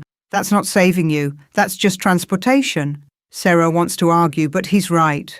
The town is 3 miles down a mountain road. She'd have to walk in the dark. Fine, she says, but I'm doing the research myself. I wouldn't dream of interfering. The county clerk's office is in a town 40 miles from Pinewood, in a building that looks like it was built in the 1950s and hasn't been updated since. The clerk is a tired-looking woman named Patricia, who eyes Sarah's dirt-stained jeans with obvious judgment. I need property records, Sarah says, for a cabin on Old Mountain Road. Owner was Matthias Cole. Patricia types slowly, squinting at her computer screen. Matthias Cole. Yes, here we are. Property transferred to Riverside Pack Holdings 6 months ago upon his death. No, before that. I need the original purchase records. More typing. More squinting. Says here the property was registered to the Pack 23 years ago. Can I see the documents? The actual paperwork? Patricia sighs like Sarah's asking her to climb Everest. I'll have to pull them from archives. That'll take a few hours. I'll wait. She does. Kieran sits beside her in uncomfortable plastic chairs, not talking, just present. Other wolves come and go. Pack members from various territories handling business. Most of them recognise Kieran and give him a wide berth. A few nod respectfully. No one looks at Sarah at all. It's 3 hours before Patricia returns with a file box. This is everything we have on that property. Sarah takes the box to a table and starts going through it piece by piece. Deeds, transfers, tax records going back 50 years. And there, buried in the middle, is a document that makes her stop breathing. Original land purchase, 43 years ago. Buyer, Thomas Matthias Cole, her father. But the name is wrong. She knew him as Matthias Cole. Who the hell was Thomas? She keeps digging and finds more. marriage license to someone named Eleanor Winters, birth certificate for a daughter, Seraphina Elena Cole. That's her. But she never knew her father's first name was Thomas. He always just went by Matthias. "What did you find?" Kieran asks quietly. "My father bought this land 43 years ago, before Margot, before the pack even existed in its current form." She's reading faster now, heart pounding. "But there's something else. His full name was Thomas Matthias Cole, but everyone called him Matthias, and my mother's name was Elena Winters." "Was?" "Died in childbirth, with me." Sarah has known this her whole life, but seeing it in official documents makes it real in a way it wasn't before. "My father raised me alone until he married Margot when I was 8. She keeps digging, more documents, property transfers, and then a letter. Handwritten. Tucked into the back of the file like someone tried to hide it, to whom it may concern. This land, commonly known as the Cole Mountain property, is not merely land. It is a sanctuary, a sacred place held in trust by the bloodline of guardians stretching back before packs had names, before territories had borders. I, Thomas Matthias Cole, inherited the role of guardian from my mother, Elena Winters Cole, who inherited it from her mother before her. The guardianship passes through blood, specifically through Omega blood, as Omegas are the only ones the land will accept. Upon my death, the guardianship and all associated properties pass to my daughter, Seraphina Elena Cole. She alone has the right to claim it. Should she choose to accept, she must complete the sanctuary ritual on the night of the new moon following her 22nd birthday. Failure to do so will result in the land reverting to wild state, ungoverned and dangerous. The ritual is not without risk. Unprepared Omegas have died attempting it. But my daughter is strong, stronger than she knows. The land has been waiting for her. Signed, Thomas Matthias Cole, Guardian of the Sacred Sanctuary. The letter is dated 3 years ago. Sarah reads it 3 times, hands shaking, before she understands what it means. Her father knew she was the heir to something bigger than a cabin, knew the land was alive and waiting, knew she'd need it someday, and he left her instructions. "Sarah?" Kieran's voice is careful. "What does it say?" She hands him the letter wordlessly, watching his expression shift as he reads. Comprehension, understanding, and something that might be fear. "A sanctuary," he says slowly. "Sacred Omega land. That's why it responds to you. That's why Clearwater's scouts couldn't claim it. The land was waiting for its guardian, apparently, and this ritual could kill me. Yes, I got that part." Sarah takes the letter back, folding it carefully. "But if I complete it, I'm legally and magically the guardian. No pack can override that. No lawyer can take it. It's mine. If you survive." "If I survive," she agrees. Kieran is quiet for a long moment, and she can feel the bond between them pulling tight with his worry. "When's the new moon?" Sarah closes her eyes, counting days in her head. Her 22nd birthday was 8 months ago. The new moon after that would have been... "Last month," she says. "I missed it. Then the next one is in 2 weeks. She looks at him directly. 2 weeks before Margot's deadline to leave. That's not enough time to prepare. You need training, guidance, someone who knows how sanctuary rituals work. I have my father's letter and 2 weeks. Sarah stands, gathering the documents. It'll have to be enough. She pays Patricia for copies of everything, especially the letter and original purchase records. Evidence Margot can't dispute. Proof that the land was never the pack's to claim. They're halfway back to the cabin when Kieran finally speaks. "I can't protect you during a sanctuary ritual. The magic won't allow outside interference." "I know. You could die, Sarah. If the land doesn't accept you, if you're not strong enough, if something goes wrong..." "I know," she repeats, "but it's the only way to keep my home, the only way to prove I can stand alone." She looks at him, at the worry written clear on his face, and feels the bond ache between them. "I'm scared. But I'm doing it anyway. Kieran's hands tighten on the steering wheel. I hate this. I know that too. They drive the rest of the way in silence. And when they reach the cabin, Sarah sees fresh tire tracks in the dirt. Someone was here while they were gone. On her porch is a notice, official and legal, giving her 72 hours to vacate the property. Margot's not waiting until Friday anymore. Sarah picks up the notice, reads it once, then walks inside and pins it to the wall next to her father's journal. 2 weeks until the new moon. 72 hours until eviction. And a ritual that could kill her standing between Sarah and everything she's fought for.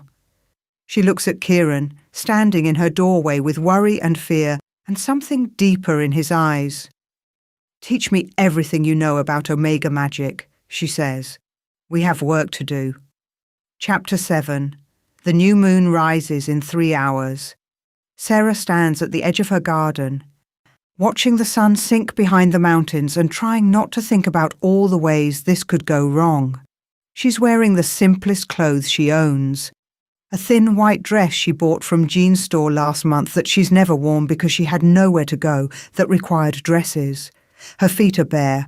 Her hair is loose. She looks like she's going to a wedding or a funeral, and she supposes both comparisons are apt.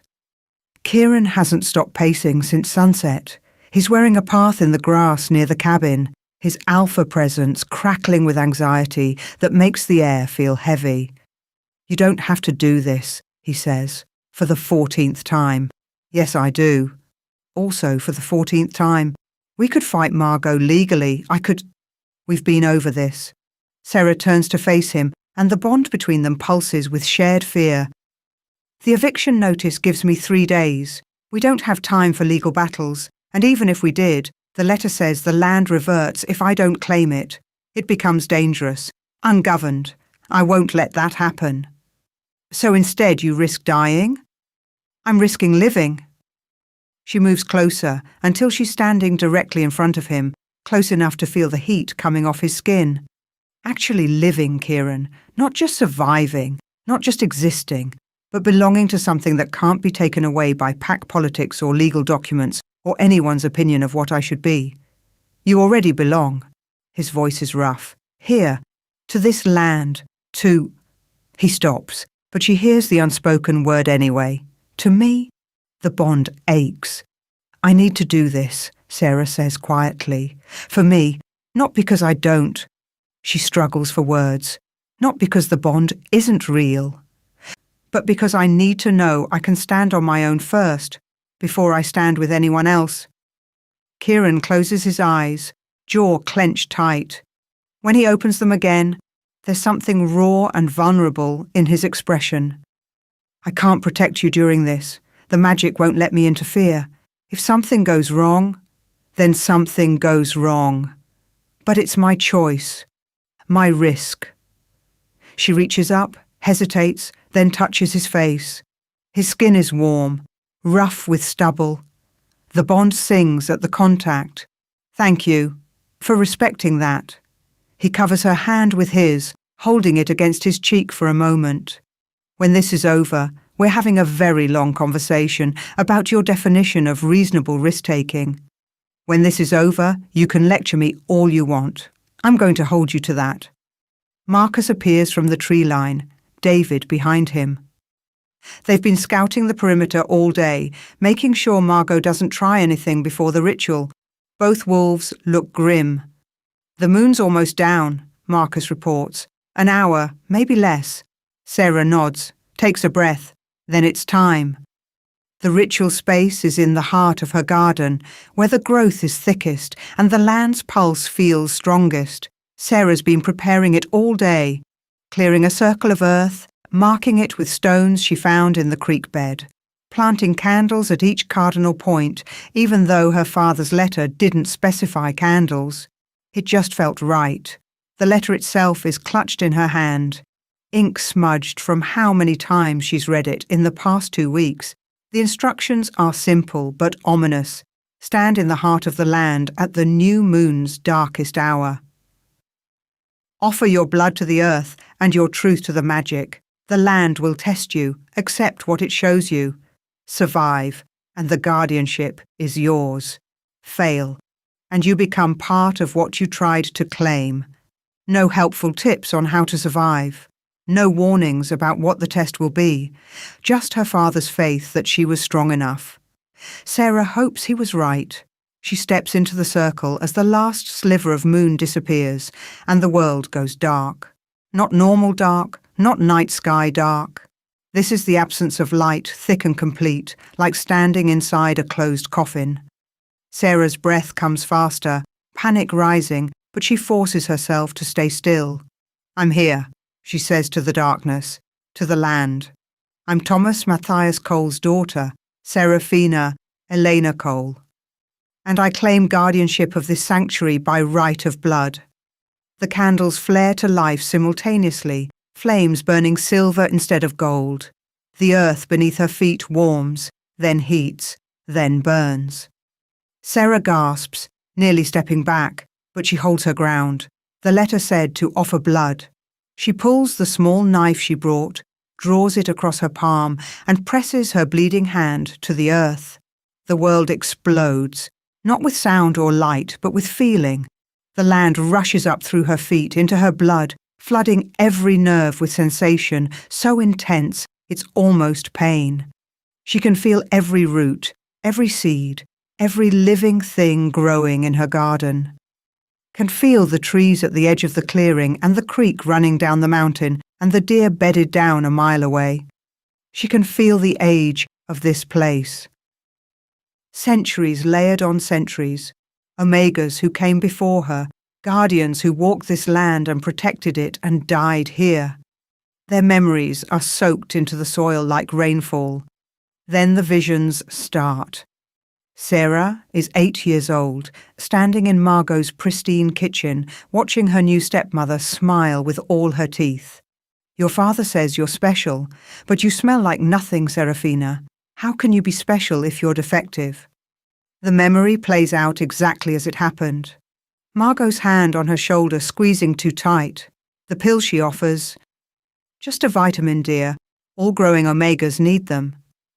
That Sarah swallows because she wants to be good, wants to be loved, wants to be enough.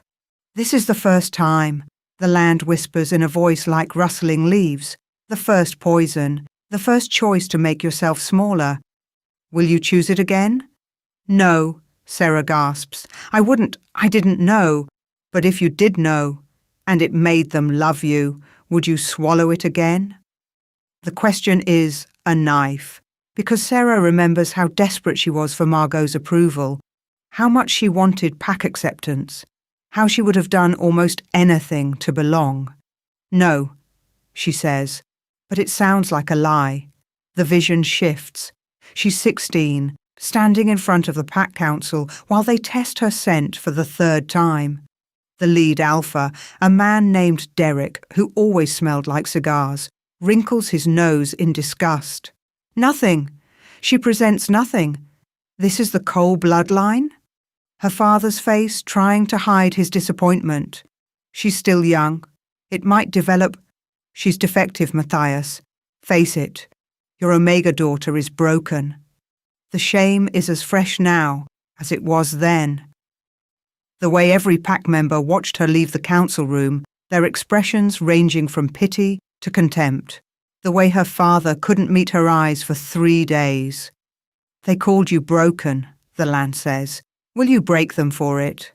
The offer comes with a surge of power, vines erupting from the earth, thorns growing long as knives, the ability to make them all suffer the way they made her suffer, to wrap them in painful growth and show them exactly how defective she is.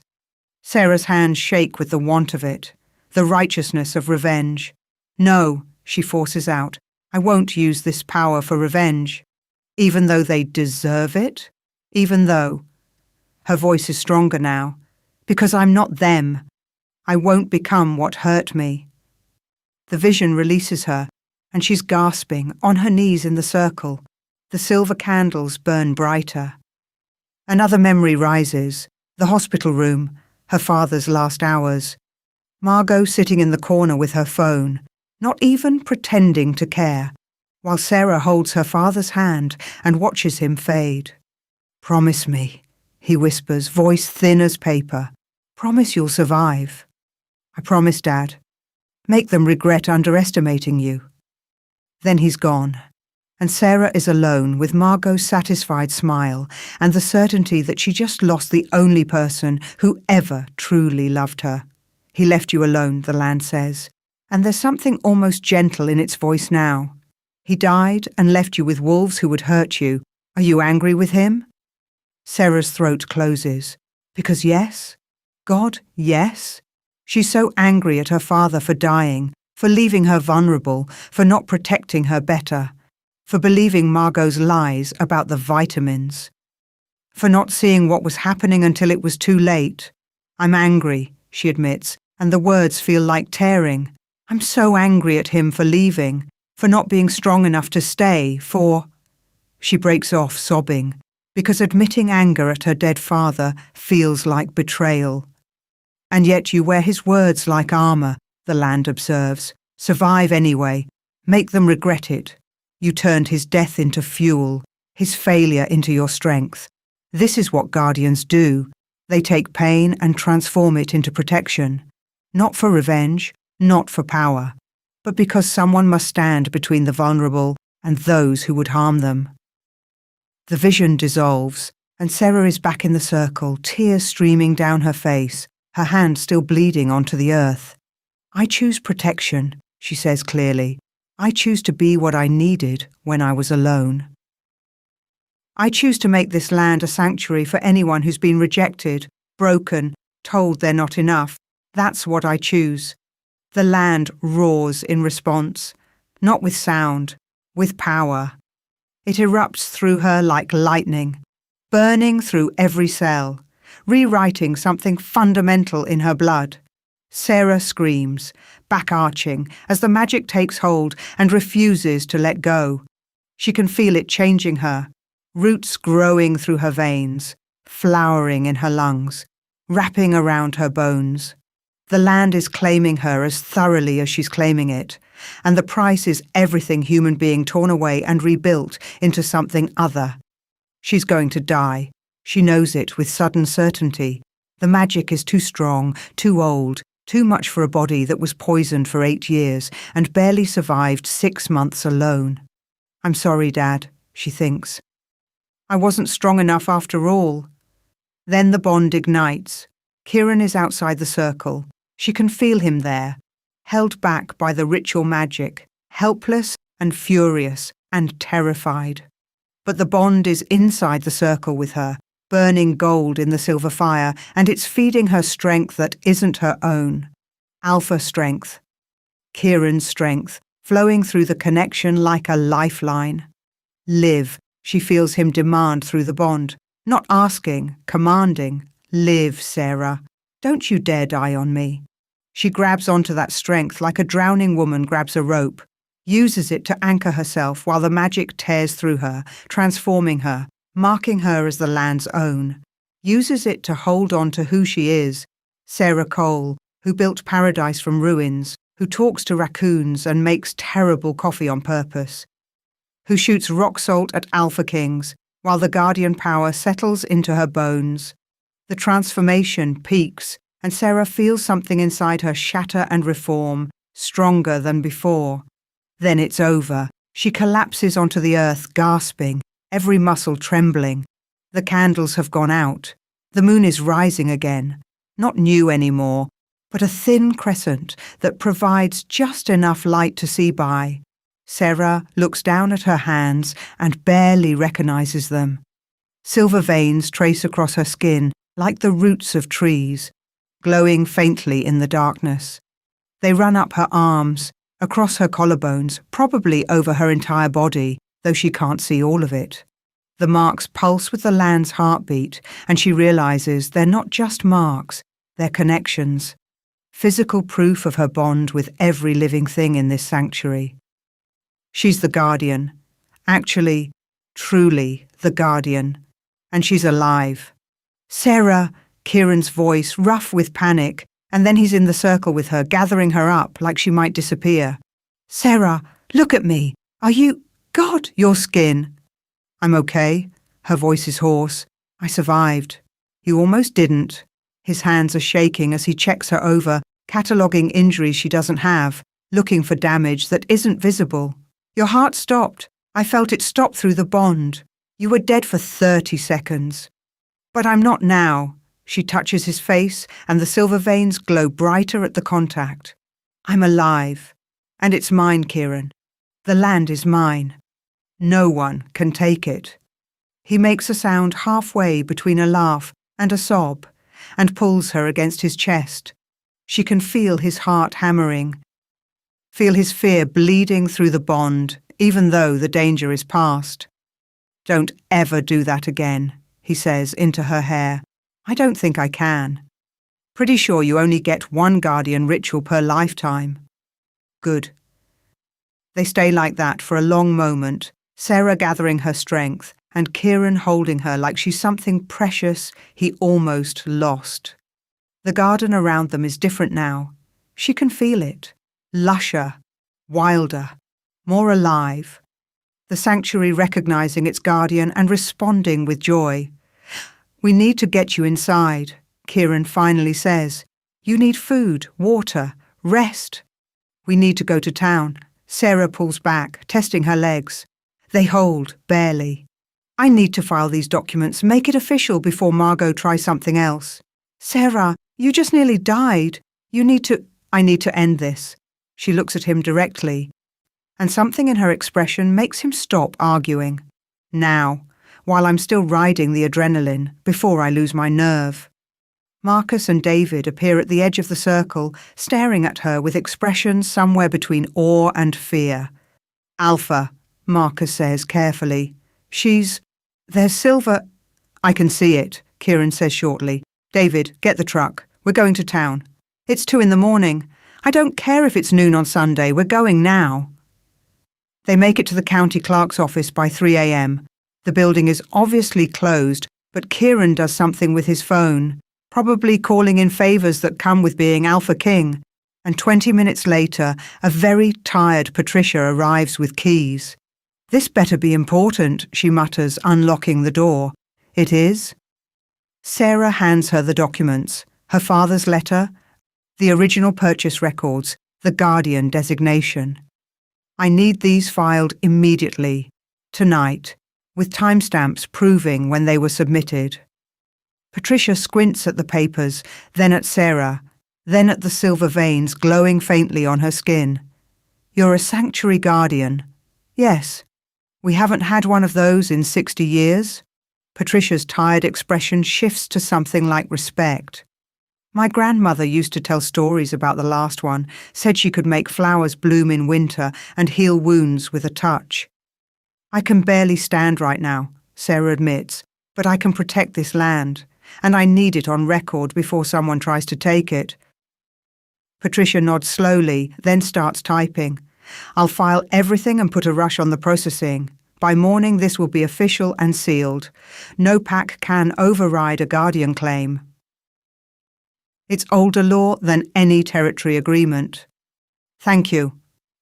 They wait while Patricia works, Kieran supporting Sarah when she sways, his presence steady and warm. The bond between them pulses with relief and lingering fear and something deeper that neither of them has named yet. By 4 a.m, it's done. Officially filed, time-stamped, sealed with the county's authority. The land is Sarah's, legally, magically, irrevocably. They're halfway back to the cabin when Sarah's adrenaline finally runs out. She collapses against Kieran and he catches her before she hits the truck floor. Sarah, stay with me. Just tired, she mumbles. So tired. I know, we're almost home. Stay awake just a little longer. But she can't. The ritual took everything, and now the bill is coming due. She slides into darkness with Kieran's voice calling her name and the bond between them burning like a beacon. She wakes to sunlight and the smell of coffee. Real coffee. Good coffee. The kind Kieran makes that she pretends to hate but secretly loves. Sarah opens her eyes to find herself in her bed, covers pulled up to her chin, and Kieran sitting in the chair by the window. He looks like he hasn't slept. There are shadows under his eyes and tension in his shoulders, but when he sees her awake, his expression transforms. "Hey," he says quietly. "Hey." Her voice is rough. "How long was I out?" 14 hours. It's almost noon. He brings her the coffee, helps her sit up. "How do you feel?" Sarah takes stock. Her body aches like she ran a marathon, and the silver veins are still visible on her skin. But she feels strong, grounded, connected to the land in a way that makes her previous connection seem like a whisper. "Like I could move mountains," she admits. "And also, like I might never move again." That's normal, apparently. Marcus called a sanctuary guardian from the historical records. She said the exhaustion lasts a few days while your body adjusts to the magic. There are other guardians. 3 still living. All of them old, all of them powerful, and all of them very interested in meeting you once you're recovered. He sits on the edge of the bed, careful not to jostle her. "Sarah, what you did, what you survived, most Omegas don't make it through that ritual. The power is too much. But you had help." She looks at him directly. "I felt you through the bond. Your strength kept me alive." Kieran's expression shudders. "I shouldn't have been able to do that. The ritual magic should have blocked me completely. But when your heart stopped, He stops, jaw clenched. "I would have burned my entire kingdom down if it meant saving you. The bond knew it. The magic let me through." The confession hangs between them, huge and terrifying and true. Before Sarah can respond, Marcus appears in the doorway, expression grim. "We have a problem." "What kind of problem?" Kieran's alpha voice is back, all business. "I've been tracking the paper trail on Hayes, the rogue alpha." Marcus holds up his phone. "Found some interesting financial records, large payments from a numbered account. Took me 2 weeks to trace it, but I finally got through the shell companies." "Who paid him?" Sarah asks, already knowing the answer. "Margot Cole. She hired Hayes 6 months ago."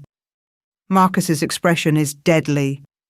"Right after your father died. She paid him to watch you, and when you survived and thrived, she paid him to eliminate you. Make it look like a tragic rogue attack on a helpless Omega." The words land like blows. Margot didn't just poison her, didn't just steal her inheritance. She tried to have her killed. "The plan changed when Kieran showed interest," Marcus continues. "Hayes was supposed to back off, let Margot play the concerned stepmother and claim both the land and potential favour with the Alpha King. But Hayes got greedy, decided to try for you anyway, figuring he could blame it on pack politics." Sarah's hands are shaking. The coffee cup rattles, and Kieran takes it before she can spill it. "That's attempted murder," she says. "Multiple charges. She's going down." Kieran's voice is ice. "I've spent 2 months hunting Hayes. Now I know who I should have been hunting all along." He stands, and his alpha presence fills the room like a storm. "Marcus, gather the pack. We're paying Margot Cole a visit, and this time she won't walk away." "Kieran," Sarah starts. "No." He turns to face her, and there's something fierce and protective and absolutely unyielding in his expression. "You fought your battle. You claimed your land. You nearly died proving you could stand alone. Now let me fight mine, because she tried to kill my mate, and that's a debt I'm collecting personally." The words hang in the air. "My mate," said clearly, claimed openly. Sarah should probably argue, should probably insist on handling this herself too. But she's tired, and Margot deserves everything coming to her. And Kieran looks like he's finally found the target for all his protective instincts. "Make it hurt," Sarah says quietly. Kieran's smile is all wolf. "Oh, I intend to." Chapter 8. Sarah wakes to the sound of wolves returning. Not just any wolves. Kieran's wolves. She can tell by the purposeful way they move through the forest, the controlled energy that speaks of a hunt completed. She sits up slowly, testing her body. The exhaustion has faded to a manageable ache, and the silver veins across her skin have dimmed to a soft glow, visible only in shadow. 3 days since the ritual. 3 days of sleeping and waking, of Kieran bringing her food she barely tasted and water she drank without thinking. 3 days of her body adjusting to the guardian magic now woven through every cell. She's wearing clean clothes. Someone changed her, probably Kieran, and she should feel vulnerable about that, but doesn't. The bond between them has settled into something constant and warm, a presence in the back of her mind that feels as natural as breathing. Sarah makes her way to the porch just as Kieran emerges from the tree line. He's in human form, but barely. She can see his wolf in the way he moves, the amber that hasn't quite faded from his eyes. There's blood on his shirt, not his own, she can tell through the bond, and satisfaction rolling off him in waves. Behind him, Marcus and David are escorting someone in silver restraints that suppress shifting. Margot. Her stepmother looks nothing like the immaculate woman who arrived in designer suits. Her hair is tangled, her clothes torn, and there's a bruise blooming across her cheek. But it's her eyes that are different, the calculation replaced by genuine fear. Sarah. Kieran's voice is rough as he reaches the porch. You should be resting. I've been resting for 3 days. I'm done resting. She looks past him to Margot. Is it finished? Yes. He moves closer, and she can feel his need to touch her, to reassure himself she's real and whole. She gives him her hand, and he takes it like a lifeline. Margot Cole is being charged with attempted murder, conspiracy to commit murder, fraud, and about 15 other violations of pack law. The Riverside Pack has already voted to strip her of the Lunar title. She'll stand trial before the Territorial Council next week. And Hayes? Dead. I told you that 3 days ago, but you were pretty out of it. His thumb traces circles on her palm. Marcus found the financial records proving Margot hired him. Everything's documented. She's not walking away from this. Sarah looks at her stepmother, the woman who poisoned her for 8 years, stole her inheritance, tried to have her killed, and feels nothing. No anger, no satisfaction, no vindication. Just emptiness where those feelings should be. I want to hear her say it, Sarah says, why she did it. Kieran glances at Marcus, who nods and brings Margot closer. The restraints prevent her from getting within 10 feet of the porch, but it's close enough for Sarah to see the fear clearly now. Why? Sarah asks simply. Margot's laugh is bitter. You really don't know? No.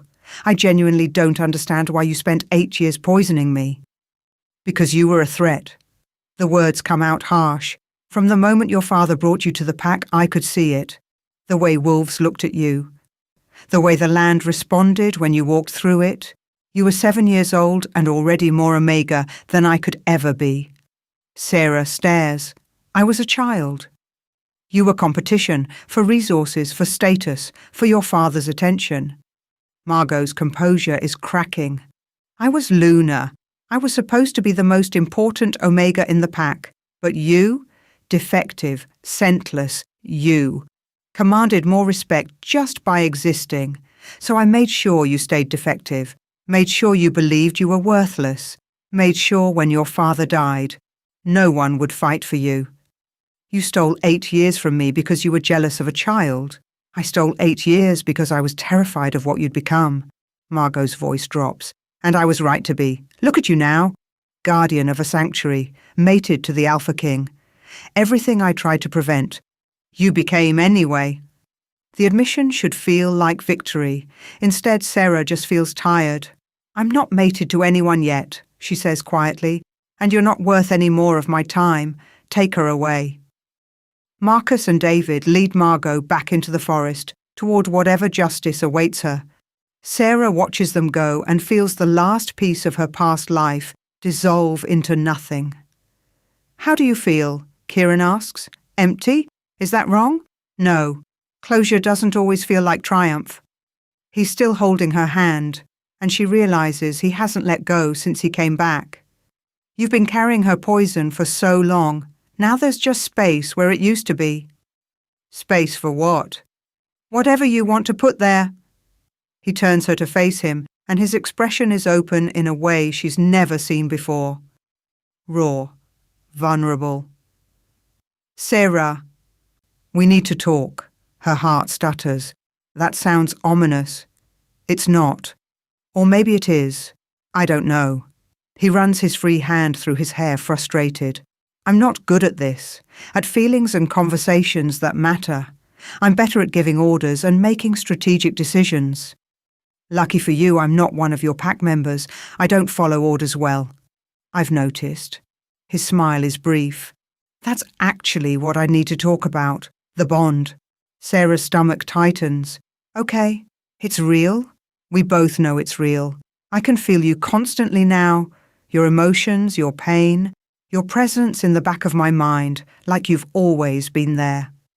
He steps closer, and she can see the fear in his eyes matching her own.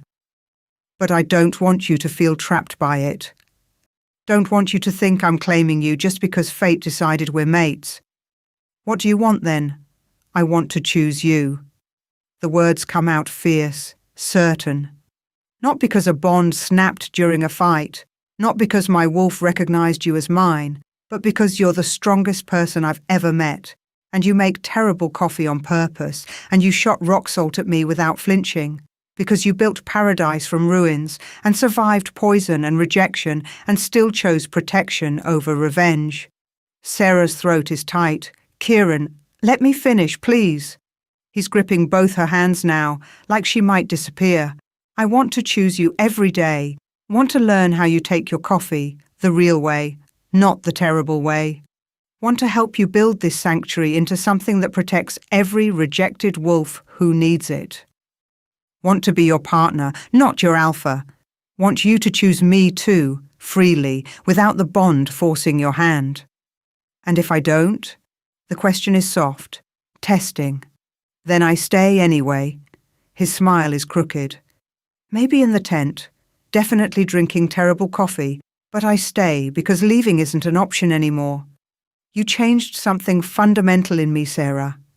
Made me realize that the strength I thought I needed, the isolation, the independence, the refusal to need anyone, that was just fear wearing armor. You're not afraid of anything. I'm terrified of you. He says it like a confession, of how much I need you, how much I want this bond to be real and chosen and ours, of what it means that I'd burn my kingdom down if you asked me to. Sarah's breath catches. I'd never ask that. I know. That's what makes you different. He's close enough now that she can feel his warmth, see the amber still flickering in his eyes. Every other Omega I've met wanted something from me. Protection, status, access to power. You just wanted me to leave, and somehow that made me want to stay more than anything. I didn't just want you to leave, Sarah admits. I wanted you to leave because I was scared of wanting you to stay.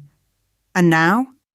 Now I'm still scared, but I'm also tired of being scared. She looks up at him, at this alpha king who learned to be vulnerable because she refused to be anything else. I want to choose you too, not because the bond says I should, not because you're powerful or important or any of the things that are supposed to matter, but because you fixed my fence without asking.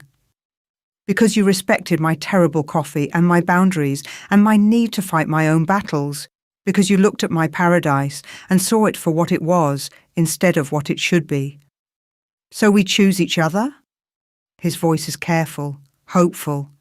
We choose each other, Sarah confirms, freely, on purpose, because we want to, not because we have to. The bond between them flares gold and warm, but it feels different now.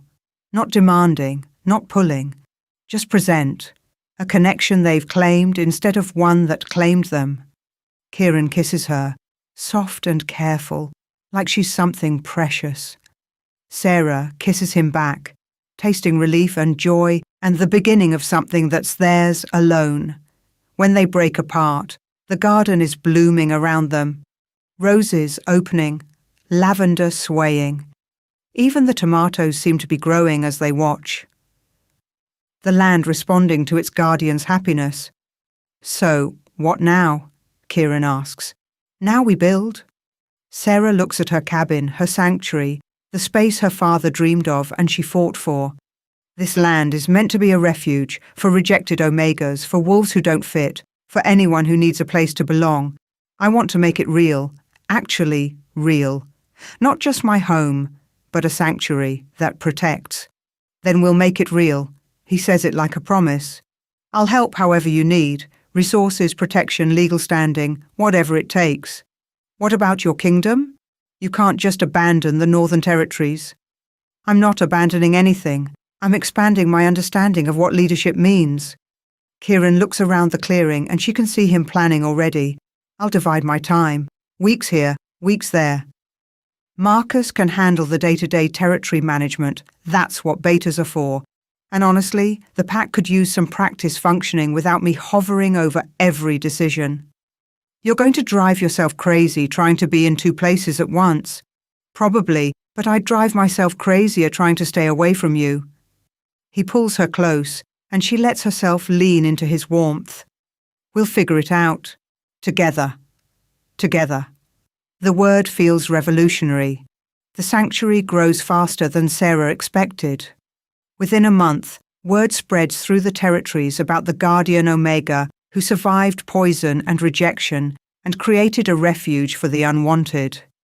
The first Omega arrives on a Tuesday, a young man named Riley who was cast out by his pack for being too aggressive, not submissive enough, too wrong to fit the Omega mold. Sarah takes one look at his defensive posture and haunted eyes and says, "You're safe here. No judgment, no expectations, just space to figure out who you are." Riley cries for the first time in 3 years. More follow. An Omega woman named Ash who presented late and was labelled defective. Twin Omegas, Mira and Nora, who bonded to each other instead of alphas and were exiled for it. A teenager named Jay who doesn't identify as Omega or Alpha or Beta and was rejected by 3 packs before finding the sanctuary. Sarah welcomes them all. Kieran helps her build cabins, small structures scattered through the sanctuary land, each one giving privacy while staying connected to the whole. They're nothing like the pack houses most Omegas grew up in, where everyone lives on top of each other and privacy is a luxury. These are homes. Individual. Safe. "You're creating something unprecedented," one of the other guardians tells Sarah during a visit. Her name is Margaret, and she's 83 years old, with silver veins so bright they glow in daylight. Most sanctuaries in history were hidden. Secret places Omegas could escape to temporarily. You're building a permanent refuge, a community. Is that wrong? No, it's brilliant. Margaret's smile is warm, but it's also dangerous. You're challenging pack structure itself, showing Omegas they have options beyond submission or rejection. Not all alphas will appreciate that. Then they can stay off my land. That backbone of yours is going to start wars, child. Or prevent them. Sarah looks at her sanctuary, cabins scattered like seeds, gardens overflowing, Omegas learning to be themselves without fear. I'm not trying to destroy packs. I'm just offering an alternative for those who don't fit. That shouldn't be threatening. Shouldn't be. But should and is are different things. Margaret touches Sarah's shoulder. Be careful, guard your borders, and remember, you don't have to do this alone anymore. She's right. Sarah doesn't have to do this alone. Kieran is there when she wakes from nightmares about Margot's poison. Marcus helps organise security rotations to keep the sanctuary safe. David teaches self-defence classes to Omegas who never learn to fight back. Even Jeanne from the general store starts sending supplies up the mountain. Donations from humans who hear about the sanctuary and want to help. And the Omegas themselves become a pack of sorts, not the traditional kind with alphas and Omegas and rigid hierarchies. Something new. Something chosen. Riley starts a woodworking shop, building furniture for the cabins. Ash creates a community garden even more ambitious than Sarah's original plot. The twins, Mira and Nora, organise movie nights in the main cabin that become a weekly tradition. Jay starts a library collecting books and stories about wolves who don't fit the mould. It's messy and imperfect and absolutely nothing like what Pack is supposed to be. It's perfect. 6 months after the ritual, Kieran finds Sarah in the garden at dawn. She's planting something. He can't tell what from this distance, and humming under her breath. The silver veins on her skin catch the early light, glowing softly, and her hair is loose down her back. She looks content, at peace in a way that makes something in his chest ache with fondness. "You're staring," Sarah says without turning around. "I'm appreciating." He crosses the garden to join her. "What are you planting?" "A tree." She gestures to the sapling beside her, barely 2 feet tall, with delicate leaves and strong roots wrapped carefully in burlap. "An oak." Jean said her grandmother planted one when she got married, a symbol of roots taking hold, growing together. Kieran understands immediately. You want to plant it together, if you want to. She looks up at him, and there's vulnerability in her expression that she doesn't hide anymore. It feels right, symbolic. We've chosen each other. We're building this life together. Might as well literally plant roots while we're at it. He kneels beside her, taking the shovel she offers. They dig together, taking turns, working in comfortable silence. The hole grows deeper, wide enough for the roots to spread. Sarah unwraps the burlap carefully, and together they lower the sapling into the earth. "You pack the soil," Sarah says. "I'll water it." They work in tandem, and Kieran thinks about how much has changed in 6 months, how the Omega who shot rock salt at him became his partner, how the cabin meant to be her tomb became the heart of a thriving community, how he learned that vulnerability isn't weakness, it's the foundation of actual strength. "There's something I need to tell you," Kieran says as Sarah waters the newly planted oak. She stills. "Okay. The pack wants to formalise our bond, official mating ceremony, traditional vows, the whole thing." He watches her face carefully. "I told them we'd think about it." "You didn't just say yes?" "Because it's not my decision alone. It's ours." He stands, pulling her up with him. "I don't need a ceremony to know you're my mate. Don't need pack witnesses or traditional vows. But if you want it, if it would mean something to you, then I want it too."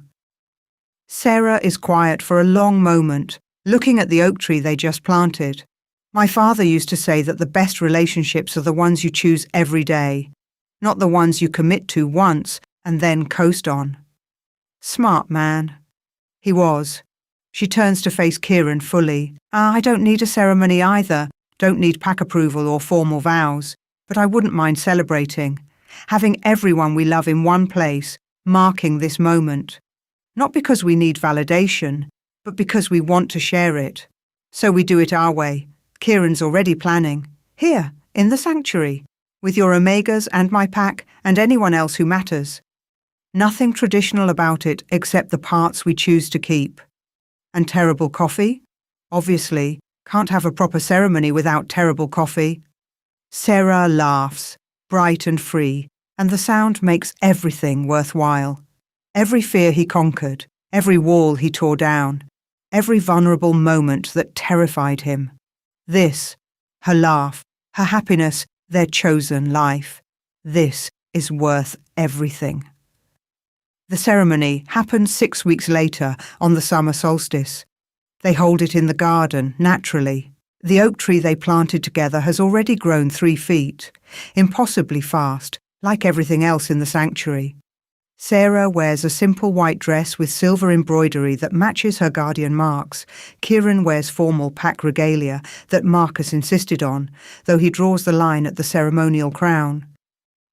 "I'm already wearing a suit," he argues. "That's compromise enough." The gathering is exactly what they wanted, intimate and imperfect, and theirs. Sarah's Omegas are there, dressed in whatever makes them comfortable. Kieran's pack stands with them. No hierarchy, no division between sanctuary wolves and territory wolves. Jean brought half the human town, and the other guardians came to witness the first sanctuary guardian to take a mate in 60 years. Margaret officiates, her voice strong despite her age. We're here to witness a choice, not a bond forced by fate, but one claimed by two wolves who refused to bend to anyone's expectations, including their own. Sarah and Kieran face each other under the oak tree, hands joined. I choose you, Sarah says clearly, not because I have to. Not because you're an alpha king or because the bond says I should. I choose you because you saw me when I was broken and never tried to fix me. Because you respected my battles and my boundaries and my terrible coffee. Because you taught me that being strong doesn't mean being alone. Kieran's throat is tight. I choose you because you're the bravest person I've ever met. Because you built paradise from ruins and refused to let anyone, including me, take it from you. Because you made me understand that vulnerability isn't weakness, it's strength I was too afraid to claim. Because loving you makes me better at being myself. They exchange rings, simple silver bands that Sarah designed with oak leaves etched into the metal, symbols of growth, of roots intertwining. Then by the authority of the old laws and the older magic, I recognize this bond as chosen and claimed, Margaret says. May your roots grow deep, may your branches reach high, may you always choose each other every day on purpose. They kiss, and the garden explodes into bloom around them. Roses and lavender and wildflowers Sarah doesn't remember planting, all opening simultaneously in a riot of colour and scent. The land celebrating its guardian's joy. The party that follows is chaotic and perfect. Someone produces a guitar, Riley and Ash start dancing, pulling others into the impromptu celebration.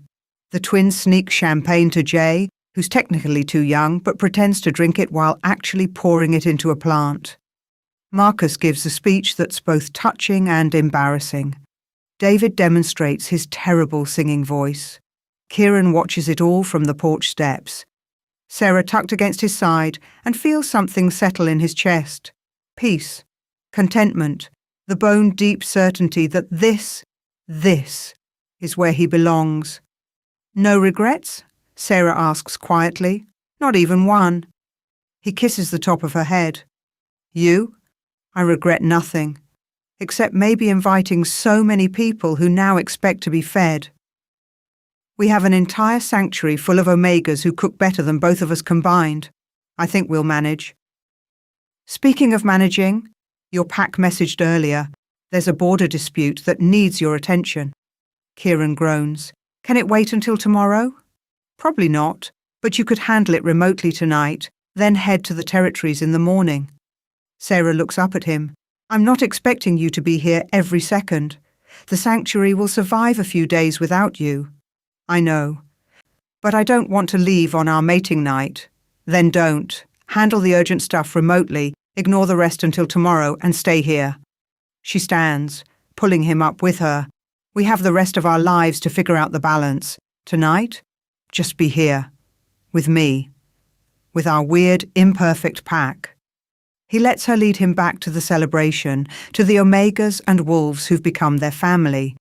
And Kieran Ashenblade, Alpha King of the Northern Territories, learns the final lesson in a series of lessons this Omega has been teaching him since she shot rock salt at his feet.